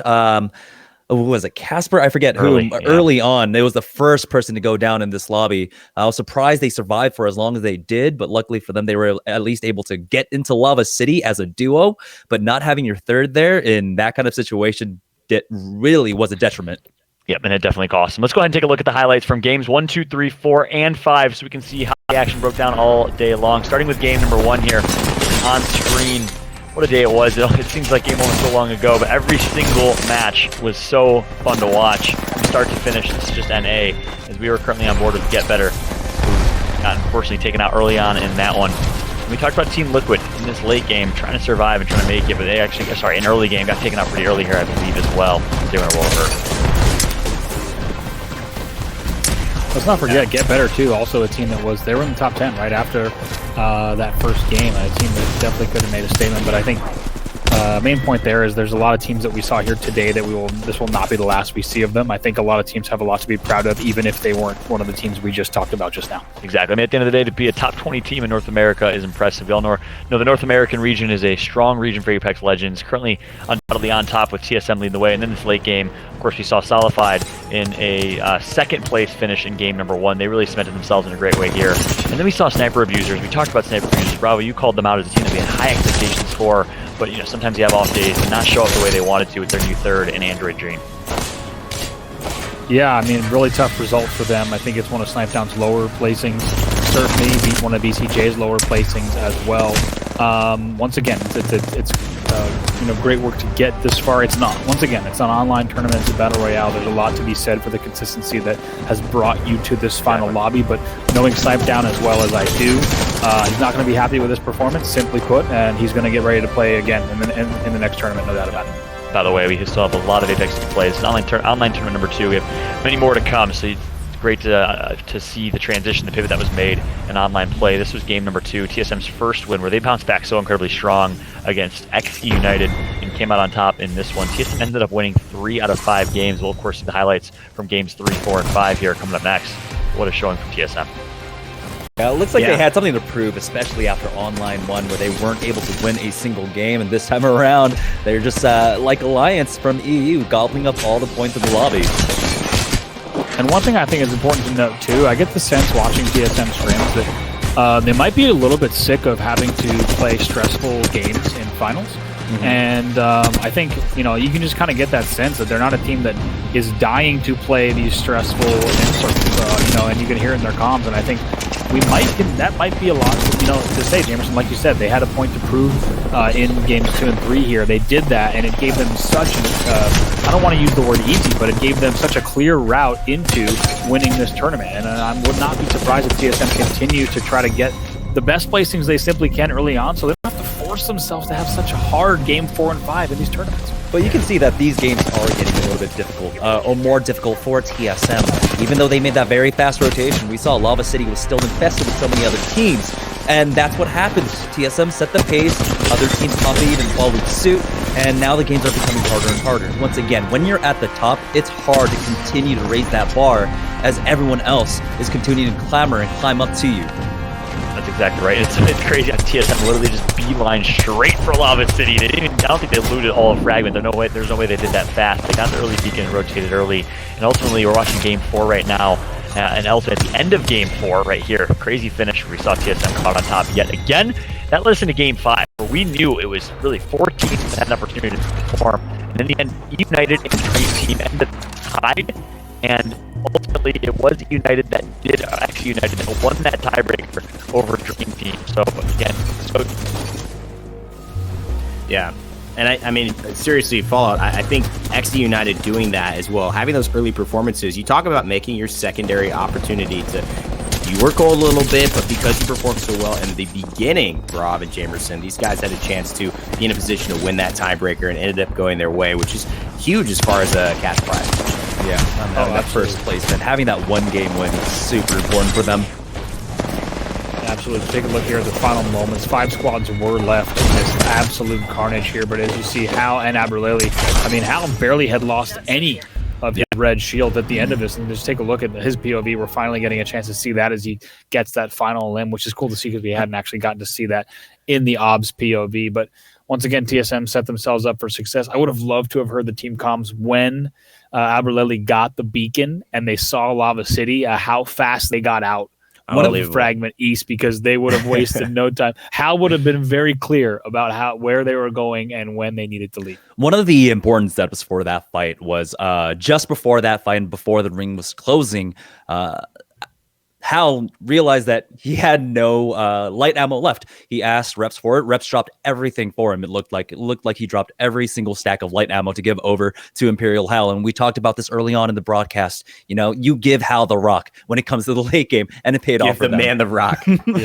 And you know, it's not even that. They fell on the sword, and they fell on a grenade for him, or at least they threw one down. Alrilla, they got to give the shout out to the man here. He had the brains potentially behind the plan, or at least he executed it. But that nade to really cause chaos in that final circle right before Hal jumped in meant that they strategically gave him such a huge advantage, because I think they were counting on not anybody having an Evo shield in that final fight. If it did come down to having to 1v1, they trusted Hal's aim, they trusted his execution, but it ended up being a quick cleanup with a PK. So it's just a team that's willing to sacrifice for one another. That's typically the team that's going to make it in those tight situations, in my opinion.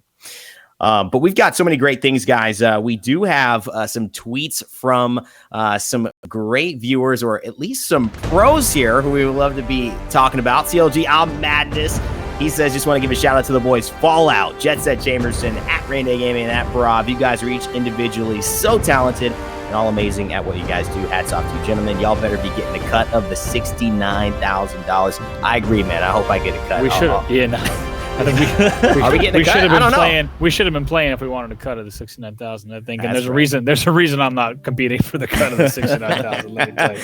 And of course, we have to also give a shout out to one of our homies who we wish could be here with us. He's over in EU. He's took a break for some FIFA to go ahead and tweet about and watch the games. He said he would go to bed. It's on set. He lied to himself. TSM are insane, and we all know that on set. We wish we had you as well as Gaskin over here with us. Miss you boys. OP. But just an incredible day of. I believe it's now. I believe it's 11, almost quarter after. He's not 4. going to bed. He's not going to bed. Quarter after 4 in the UK. So huge shout out to Onset. Cannot wait to be casting Apex with you. I know you've been grinding this game, and excited to have you back in the casting booth. So big shout out to Mark.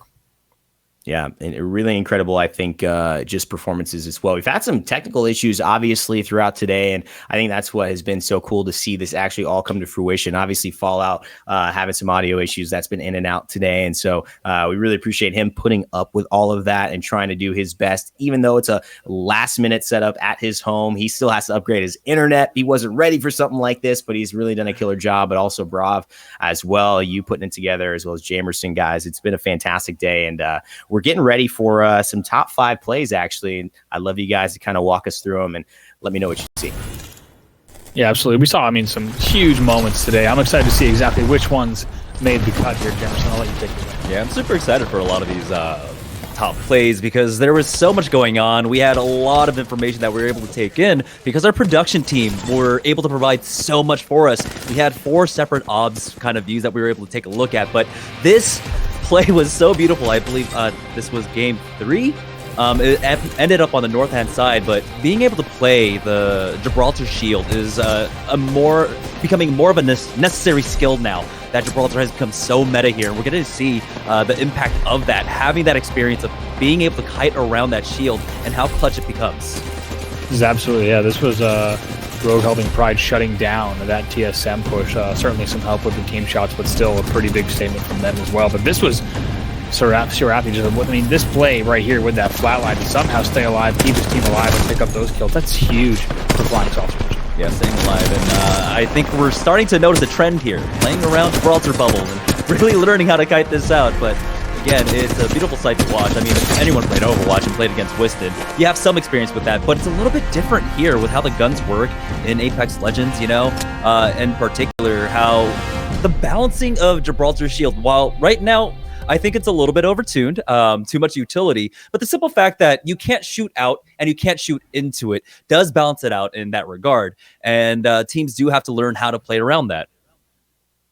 And so some congratulations are involved for sure to everybody who is involved, all of the players who made the highlights of the top 5 plays. Incredible stuff. You guys are obviously pros in your own right and deserve to have those clips. I'm sure we'll see more and more on Twitter in the upcoming days of individual plays we didn't catch on the Observer feed. But last but not least, guys, we do have to just say TSM with another win that makes it 5 in a row. I mentioned this in a tweet just recently. They're doing something I'm not sure can ever be repeated in the near future or potentially ever in Apex Legends, winning 5 major tournaments that are available in a row. What an incredible team. Again, deserving the win. And Brav, go ahead and let me know just your final thoughts on the day and on TSM and what they're doing here. Yeah, I think you can't say it enough. I think there's a part that might say, it kind of sounds like a broken record. It's a TSM story once again, but you cannot let the fact that they continue to perform take away from just how big it is. I think they're putting on quite a show. Like I said, they're looking even scarier. So a big up to the guys on TSM. They're continuing to put on a show, and it's been a blast to watch. And we're just going to continue to wonder if there's going to be a team that can shut them down. For now, they will remain the Kings. They'll remain on top. Jamerson? Yeah, honestly, I'm just really impressed by a lot of the unsigned players that are coming in here that are putting on amazing performances. When we take a look at Aim Assist, when we take a look at CAC, Dream Team, you know, these players aren't signed to an organization, and yet they're doing amazing things right now, and which is why I love that we do have this kind of open qualifier format to get into these, that we have limited the entry barrier into pro play to allow a lot more players their opportunity to shine and really prove themselves in the battlegrounds here in Apex Legends.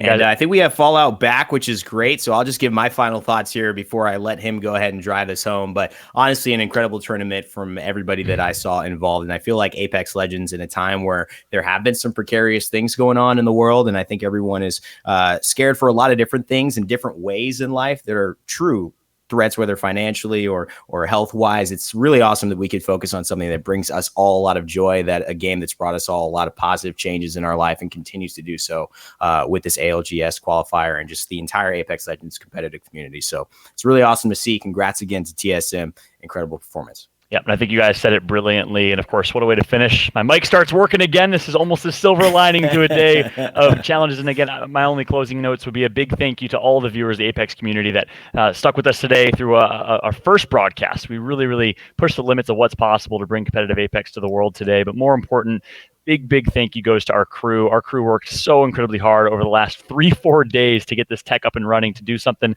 that, you know, even 5-6 days ago, we weren't sure if it was possible. But thanks to the hard work and dedication for so many people, we were able to execute this broadcast. So a huge heartfelt thank you goes to EA and the Apex teams for making this happen, for giving $300,000 in prize pool and providing an opportunity for these players to pursue their dreams and the fans to watch some Apex Legends entertainment.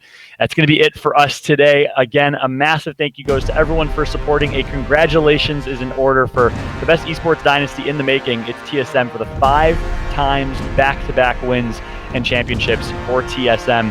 That's going to be it for us. We will catch you guys next time at the Apex Legends Global Series online qualifiers. See you later, all.